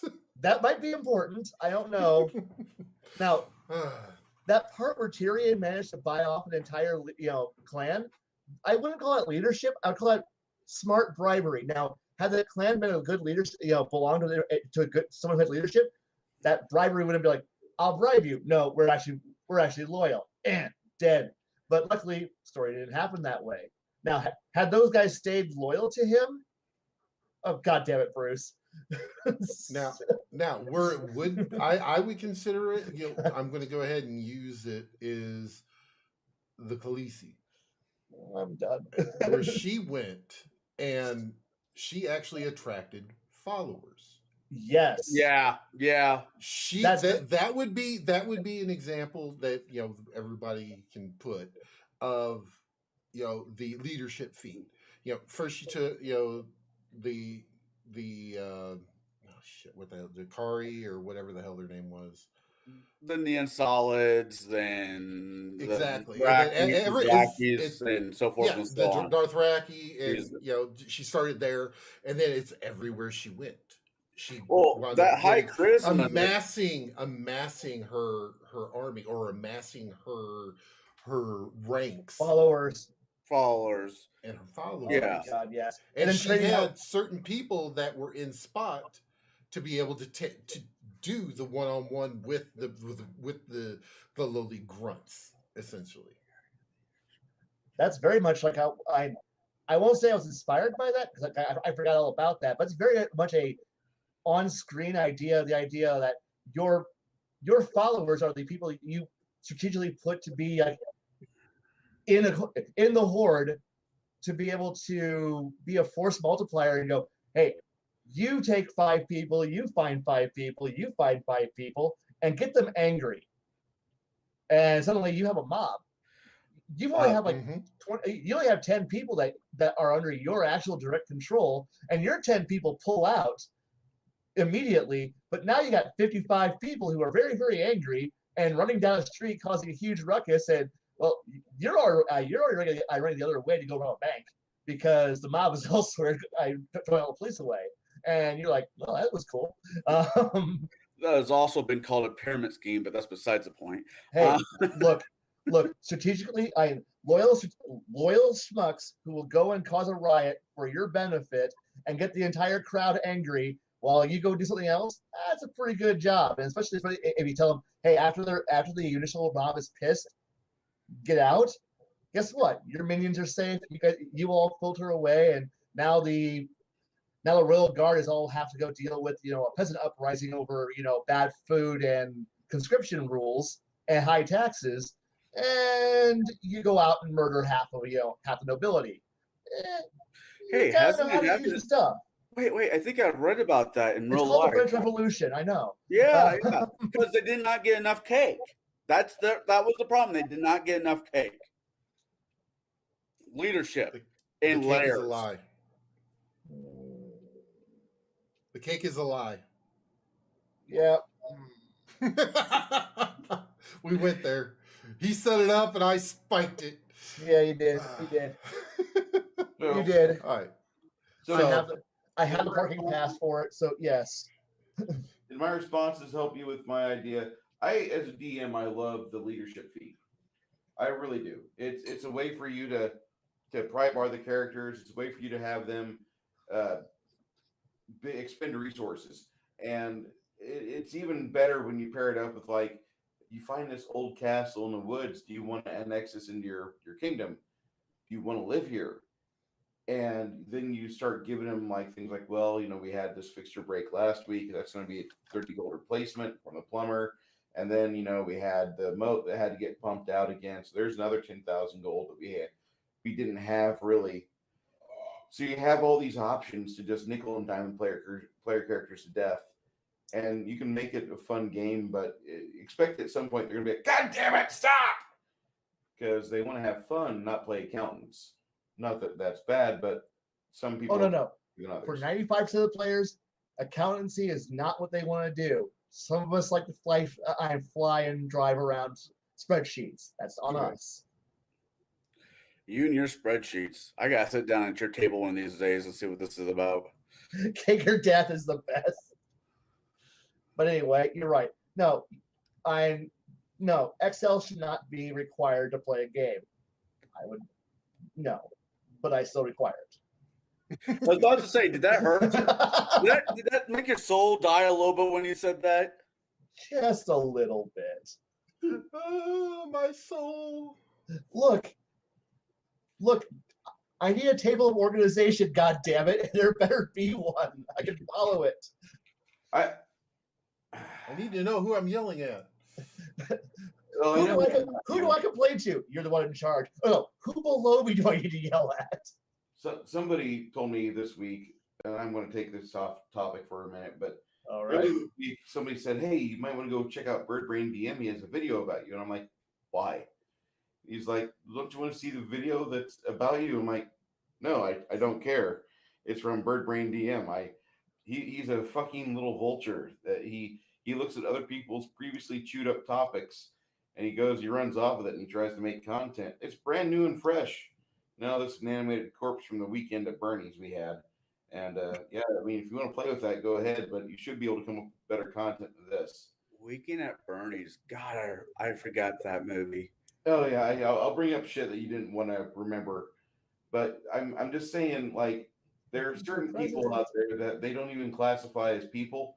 Like for me, earlier I said in our little chat in Discord, I said this guy would have more cool points if his name was Muhammad. He had a sister wife and about 17 potato children that drooled on themselves. He would have more cool points if he was that guy than being this guy that makes content and tries to snipe at us. And I don't even pay attention to him.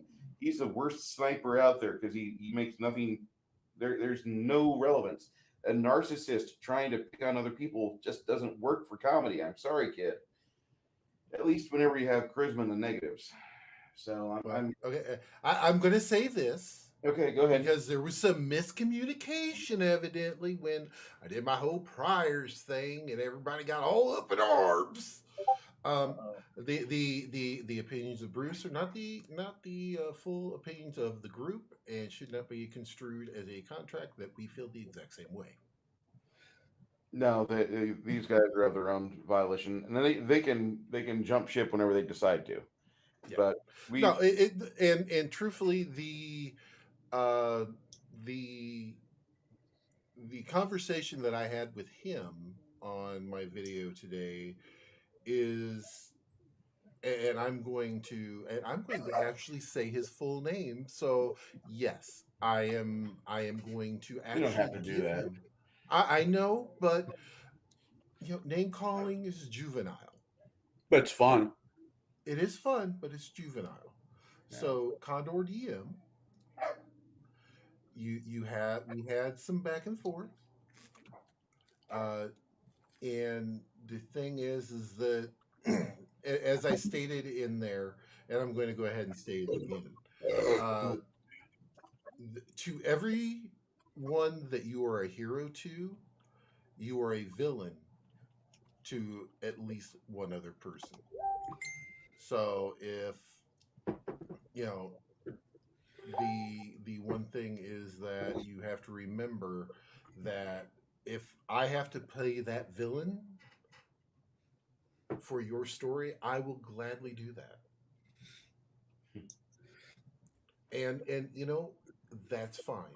I can go to sleep at night knowing that I'm the villain. You are not the first one I've been the villain for. You won't be the last one I've been the villain for. But you know what? Damn it, I'm a good villain. Gosh darn it, and people like me. Like and subscribe. It happens sometimes. I really have no really dogs in this fight. I read what he said, and I read what you said, and I saw the video. But I will say this: if you're sitting at your laptop looking for random videos to watch about something you're into, the culture that you want to be on, and you pick them apart because you have nothing better to do with your life, you're supposed to build up the community, not be tearing it down. That's so fucking asinine. I mean, shit. This community that we're building is about having fun. And if you want to be that asshat, go fucking find somebody else. I'm an asshat. I'm an asshat because I partake in the gatekeepers and the table breakers. These are curating groups where we pretty much outline, like, we don't mind sharing our game with people that want to play it, but we don't want our game to turn into a lifestyle brand for a big corporation to ruin and drag it through the mud to where like look like I don't want D&D to turn into the DC Comics. Dear God, no. I think that's pretty accurate because if you look at DC Comics right now, look what they did to Superman. This is not the direction I want to see the game going. And therefore, for me, 4th edition and 5th edition have been real big failures. I've never even bought a book of either edition, and I used to buy everything that had the logo. And whenever I got out of it, I said, I'm just going to buy this third-party product that they've made their own game. When I did that back in 2009, that was kind of like one of those things where I had to sit down and discuss it with myself. I'm never going to buy D&D if they're going to conduct their games like this. I don't want to be involved with it.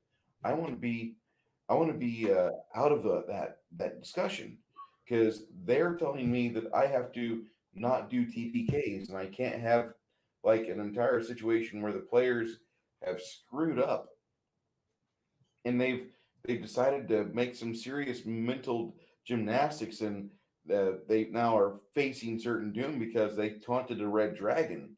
Well, that's their tough shit. They taunted the red dragon, but in the book the DMG says this is a bad dream. You guys wake up and you're all okay and you earned some experience points too and you didn't really hurt yourself.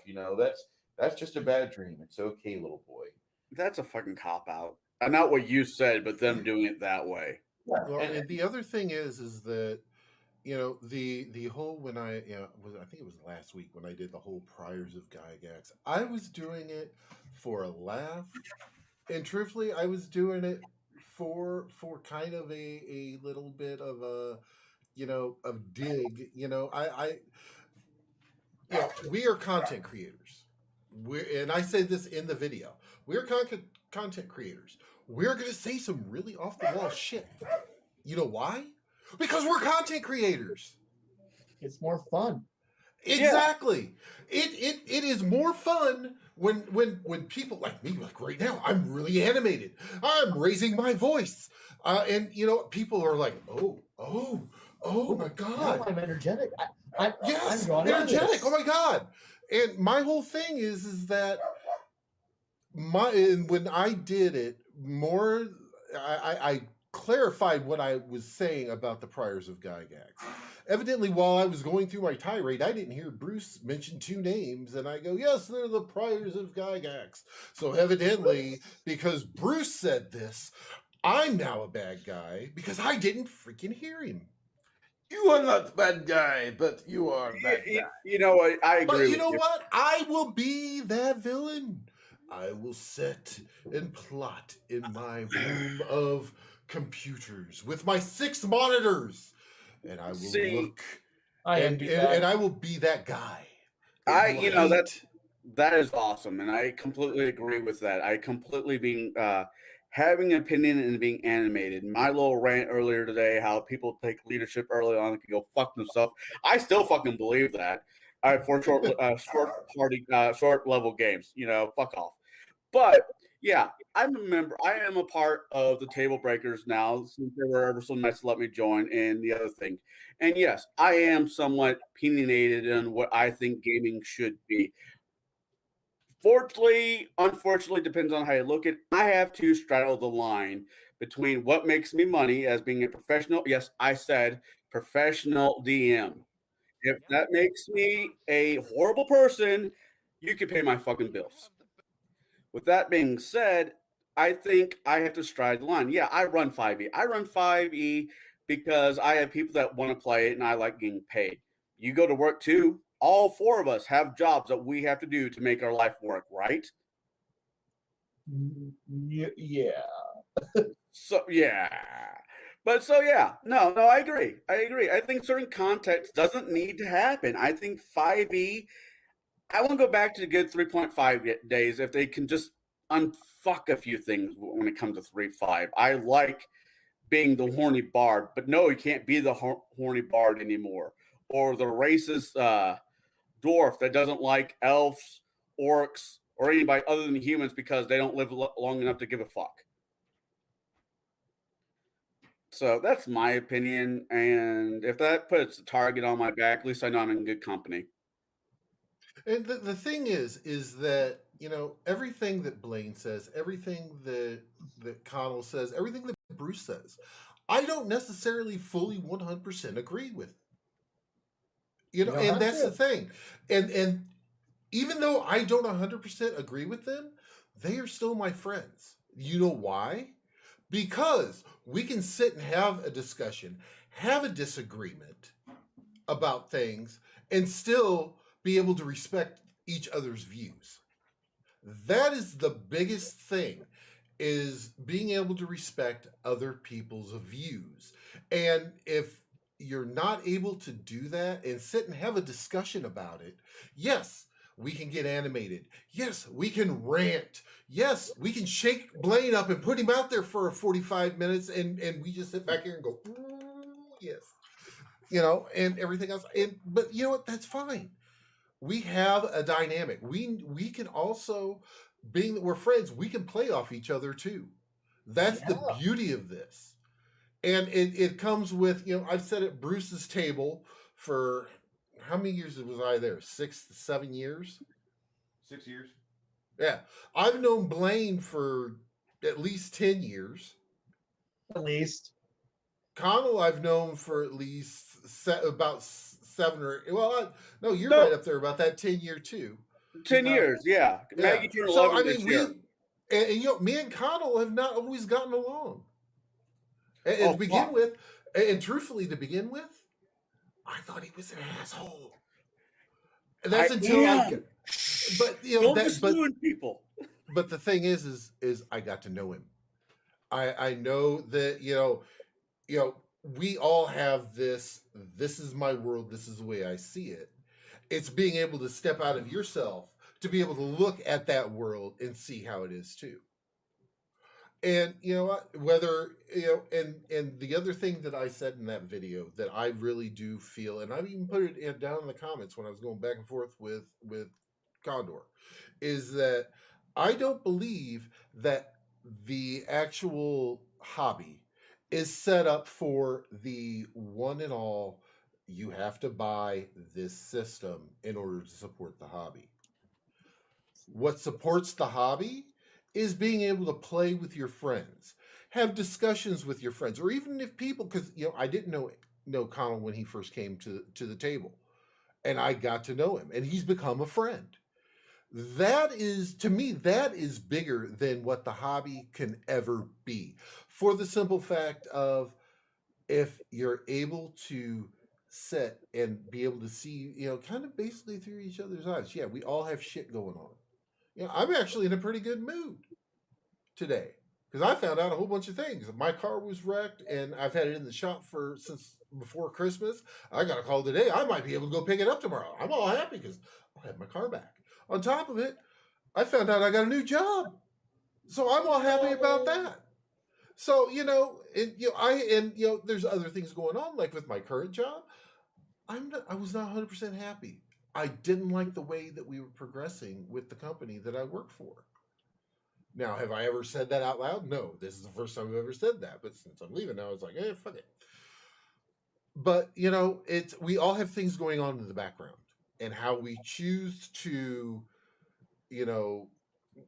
take care of that. Whether it's we rant about something that we like, or we have a stance of this is what I think is the best way to handle this. Regardless of that, we should be able to see how it all is broken down and look through each other's eyes. And like I said, the game is more than rolling dice and killing monsters. Yes, it is, the suspension of disbelief. It is, all that. The big thing is that it's also being able to sit at the table with your friends after the game's over. Go, you know what? We kicked the hell out of that dragon. We kicked the shit out of him. We filet mignon his ass. That's yeah, be able to sit there, or even like before the game. Well, how's your week been? Because maybe you play every week. How's your week been? Oh man, it's been really sucky. And you know what? As the DM, you can take a lot of that in. Maybe this guy needs a little bit of a release. So we'll throw something out there to give him that release to make him feel better. When he walks away from the table because he had fun. I'm not saying that it's going to be therapy. I am at no point saying therapy that. For gaming. Oh boy! But no, it's not. I'm not saying that it's going to be therapy. But you know what?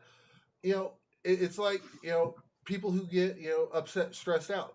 They'll go hit a punching bag for a while. There's some people that just need to roll dice and stab a goblin or an orc, and it's like, yes, I finally was able to, because maybe they're imagining somebody that they don't like. It's okay. They can do that in their own brain. It's all right. But my whole thing is that it's the whether and I don't care if you play 5th Ed, you play Pathfinder, OSR, first edition, second edition, but don't ram it down people's throats going, oh well, you play this, therefore you're not good enough to even talk to or anything else. Or your lifestyle, whatever it may be, whether you're open with it or not open with it, is no way to figure out, oh well, oh, you're that way, oh fuck you. That's the thing, is that when you sit down at a table, you're playing a character, you're suspending the disbelief, you're getting away from what's around you, and you're playing a game, and you're having fun with your friends.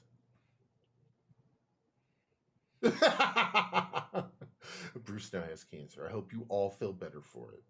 Okay, my rant's done. I'll sit back.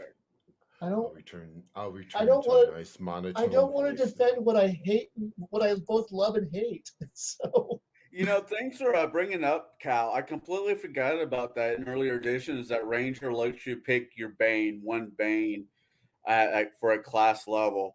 Yeah. I personally, I always chose humans because most of the campaigns I was in, I had to kill more of them than anything else.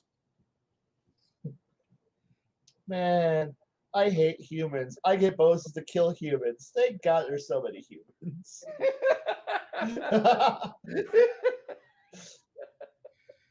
Wow. And the best part here is I have a hatred for humans. I walk into town. Goddamn filthy humans. Look at all you bastards. You're just everywhere. You're sneaking up the place, chopping down the woods. And could you be a little bit less evil? No, I'm gonna be over here with the druid, and we're both gonna grumble about how horrible we hate this place. Hey druid, yeah?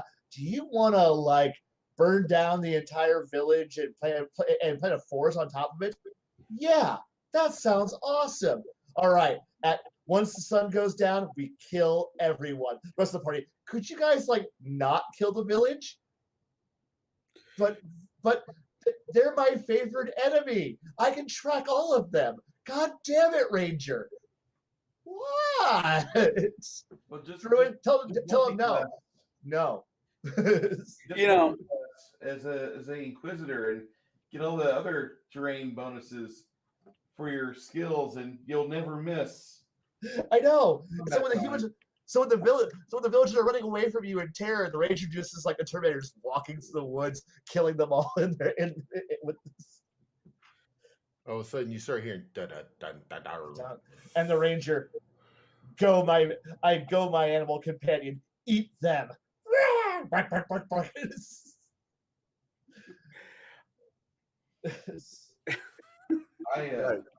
Leadership, cohorts, and the fuckers that follow underneath them. That is the topic tonight.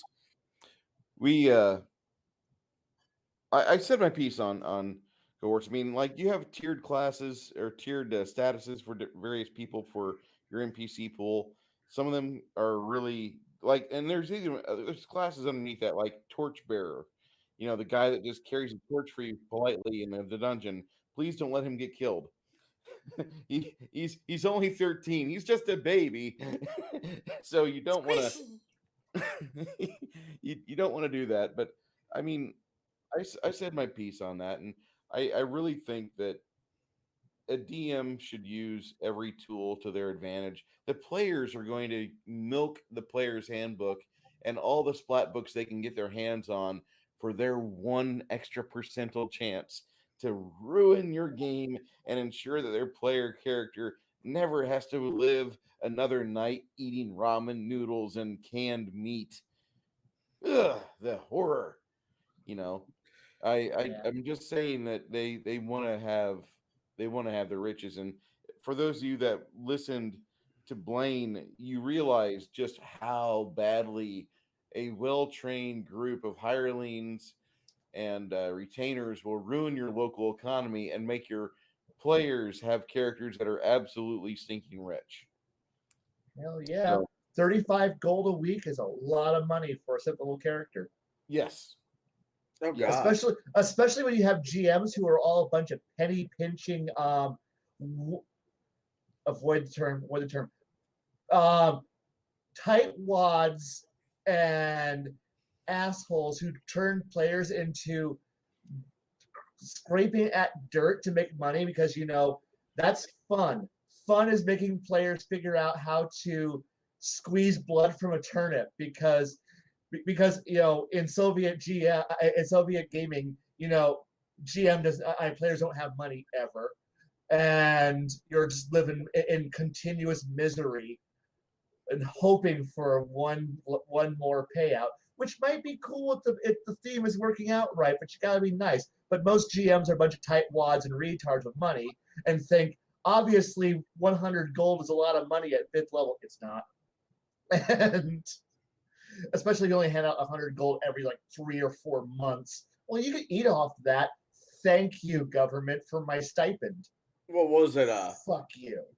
Older editions, a bag of holding is 20,000 gold pieces, somewhere in that ballpark. Mm-hmm. And you're 5th level, and you look at your bank account, aka how much money you can carry, which is unrealistic because 100 pounds of gold is fucking heavy. I don't care who you are. I thought you were going to say, how much meth can you carry? And I'm like, right. Oh my God, you can carry a lot of moon sugar. Lots right. of moon sugar. Well, at 10th level, you realize, my life would be a little bit easier if I had a bag of holding. Well, it's 20,000 gold pieces. How much do you have? Well, The DM gives me the bare amount of gold because he wants to keep us humble. I have, after meals, dining, fixing my armor, horseshoeing, whatever, I only have 500 gold. Well, fuck, I can't do shit. Let's hopefully we'll kill something with a bag of holding because I can't afford it otherwise. No, come on. Hey, you will look. If you play penny pinching GM who does not allow the players to have anything cool and you're tightwads, all you're going to turn your players into is a bunch of Ocean's 11 / crime syndicate. Like if you think like why are we all murder hobos? Why do we all care about the next big haul? It's because we're all poor.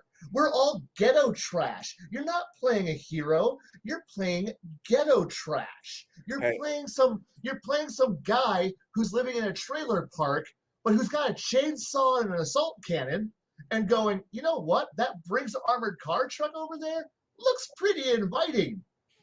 Meanwhile, the GM is like, could you guys be heroic? We're playing a heroic game where we're all lawful and good, right? And meanwhile, you have a player going 1 second here. 1, 2, 3, 4. I got 10 rounds of the Barrett. What do you guys got? I got a rocket launcher and the mage. I got the minefield, motherfuckers. And meanwhile, the GM, no, guys, you're heroes. You're heroes. We're also broke. I don't want to eat any more ramen noodle packets and hot pockets for lunch. Those are amazing.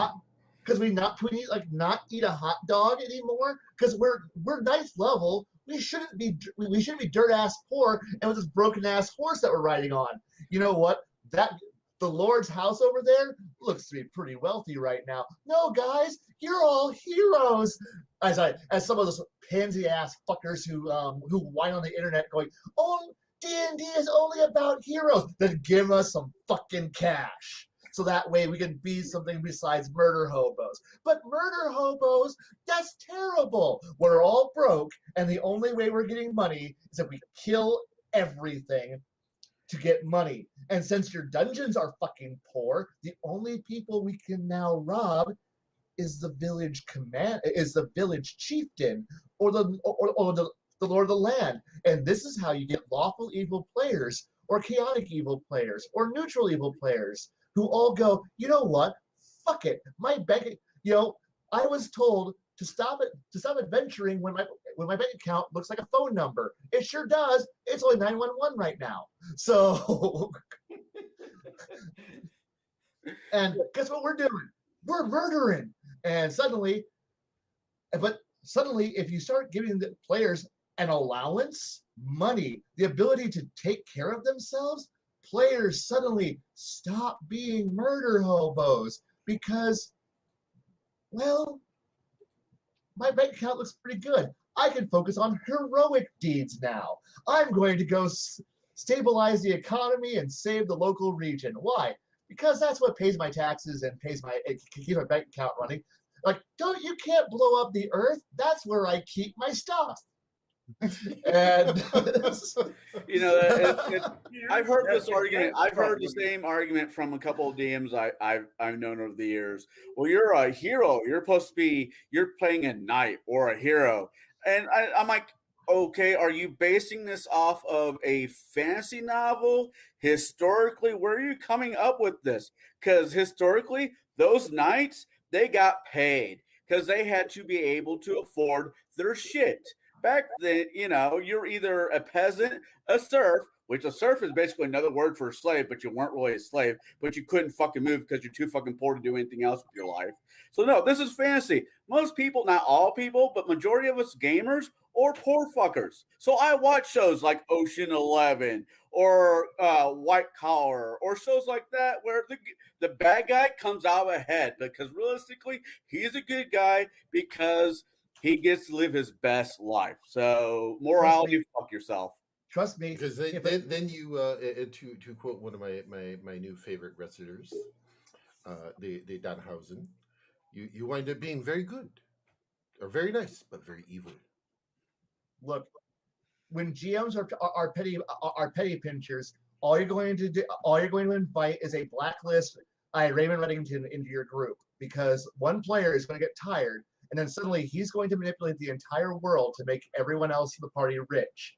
And the GM is just going to watch his world catch fire and burn to the ground, because I guarantee you, the players who are unimaginative toads who sit there and go, "No, don't be villains. We're supposed to be heroes." They're the ones who are the weakest willed and least capable to stop the player who goes, "Let's burn the world down and steal everything that's not strapped down." Because when the players who are intelligent and can do the math and the accounting stop caring and turn into master manipulators, your poor GM, and the rest, and the good players who have morals, God help them, get run over by people who can actually think 3 steps ahead. So when you're playing against somebody who looks at a chessboard and is thinking 4 moves ahead of you, and you're playing checkers,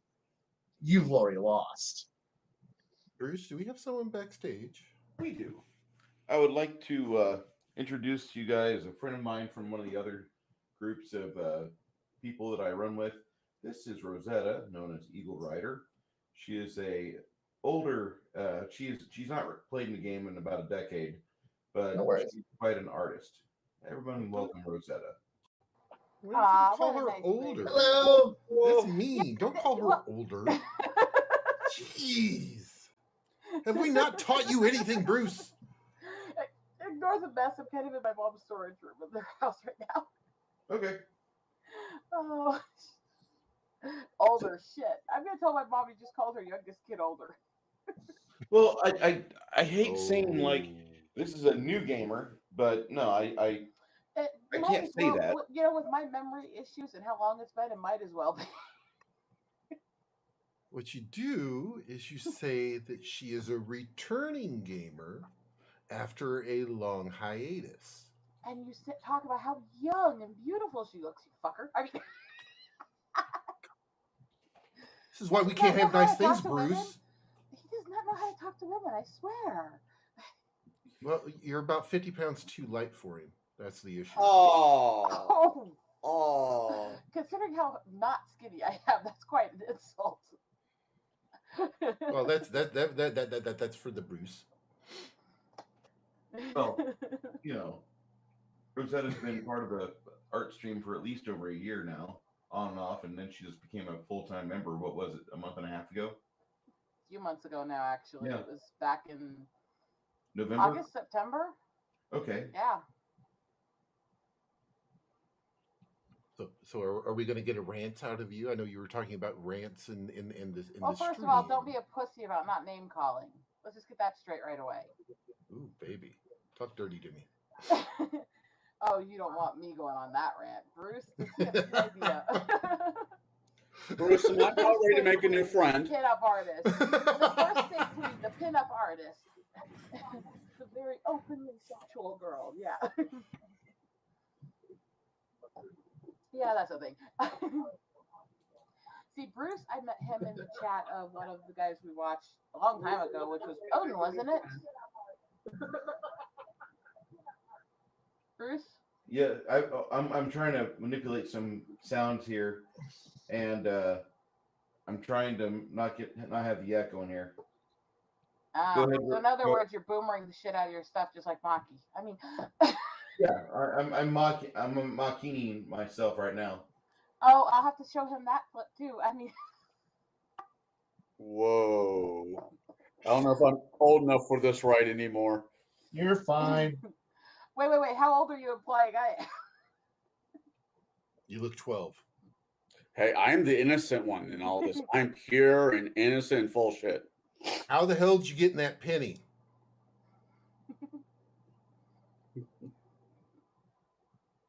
How'd you get in that penny if you're innocent?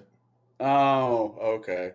Because I rubbed 2 buffalo nickels. Bad puns, please. Because I rubbed 2 buffalo nickels. That's actually my wife's joke. That's my wife's joke. So okay, mine with involving change is that if somebody says a penny for your thoughts, you put your 2 cents in. Where's the other penny go? The best answers I've heard were hookers and taxes. Hookers! Yes! Well, it's like when I go to a strip club. I don't take dollar bills. I take rolls of pennies, nickels, and dimes because I like to make it hail. Poor bitches. I mean, I really should be watching my mouth more. I'm in my mother's house. Oh Lord.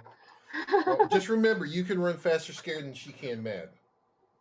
I thought that. I think I'd probably give her a heart attack if she heard half the stuff I actually say when she's not around. I mean, I'm working on this right now, if that gives you any clue what kind of stuff I do. Nice.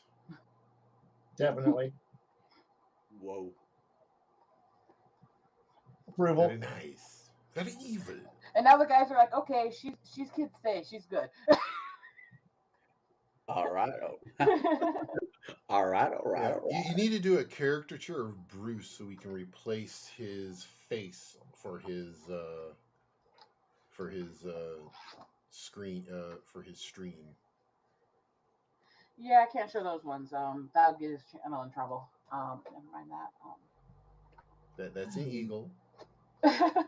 Bruce, Yeah. that's an eagle. That's his mouse pad. That's one of my photos I took. Nice. Nature photographer. And Bruce ordered one of the mouse pads off of my merch shop. I'm surprised. I thought when he ordered from my merch shop, he was going to go straight to the pinups and order the ones that I have, like, mouse pads of it, like, zoomed in on the cleavage from the art pieces. I thought that's what he was going to get. No, I know what I'm going to be looking for.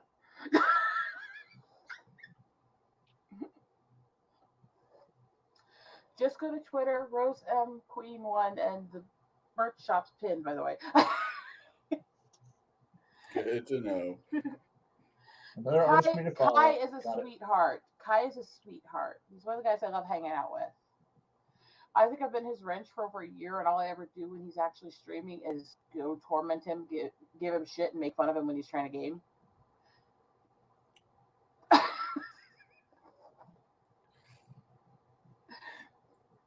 Is that Bruce, you said? No, that was Kai, the one he mentioned in chat. There's a guy named Kai that we know that he wrote a book, and then he does game streams, and it's a lot of fun to just get into his chat and just dog him because he dies a lot.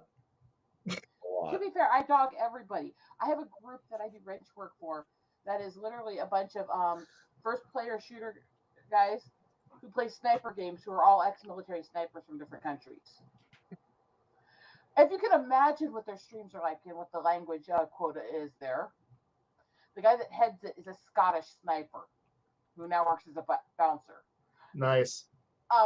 And I will sit in their chat and I'll give all of them shit and tell them that they don't know what the hell they're doing and stuff. It's fun.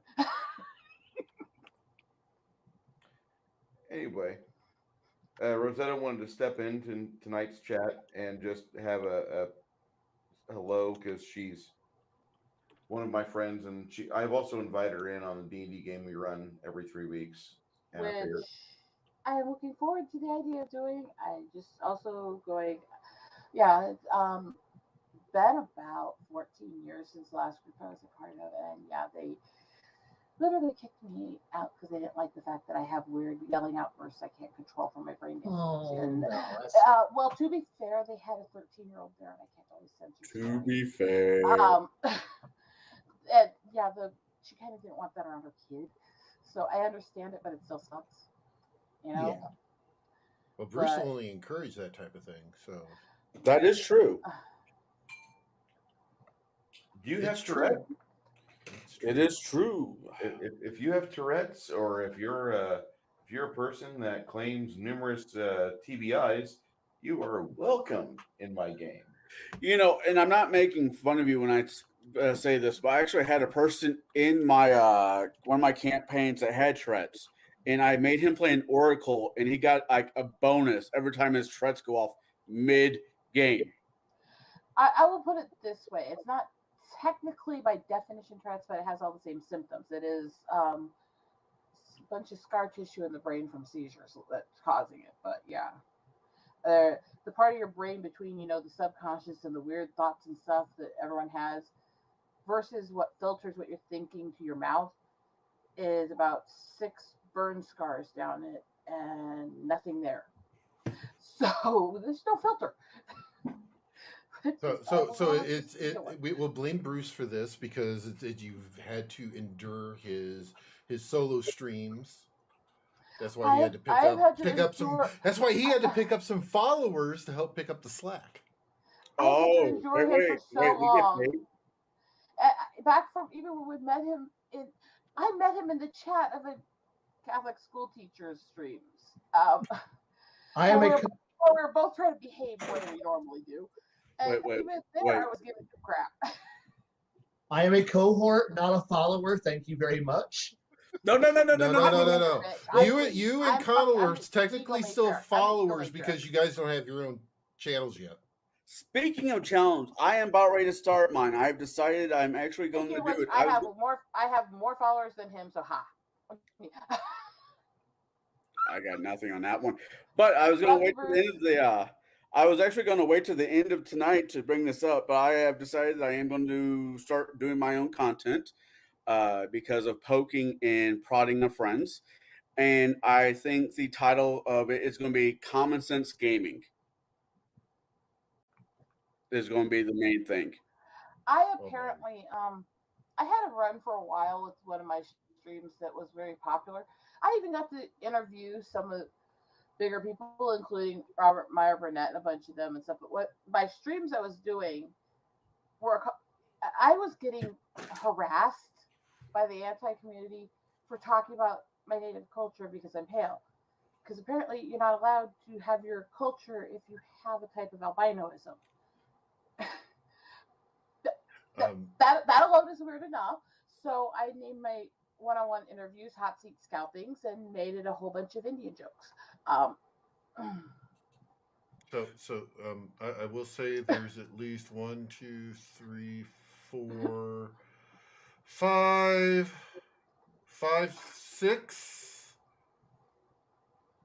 6 channels with that name, just from what I just did a search. Oh, Common Sense DMing? Well, I'll think of something. Oh, DMing? No, you said gaming. Oh, then make me just say Common Sense DMing or Common Sense Game Master. What? Common Sense Game Master? Yeah, I don't know, but I actually decided to do it. Dungeon Master. Always use the DM term, not the GM. Yeah, don't use the DM. Yeah, that would actually work because there's no Common Sense Game Master. That's because there's a bunch of people who try to shy away from using the DM because they think it sounds sexual, which it does, which is why it's fun. I mean, it's only if you slip into them. No. You don't want to slip into the. And there will be no pulling out. Flying into it. Conall, look at what my wife just put. Actually, that's not bad. Actually, that is. If I was there, I'd give her a high five. That's fucking brilliant. That should be your channel name right there. Common Sense. Well done, girl. No, I mean, there's no sliding in. She's giggling in the other room. Hog in this.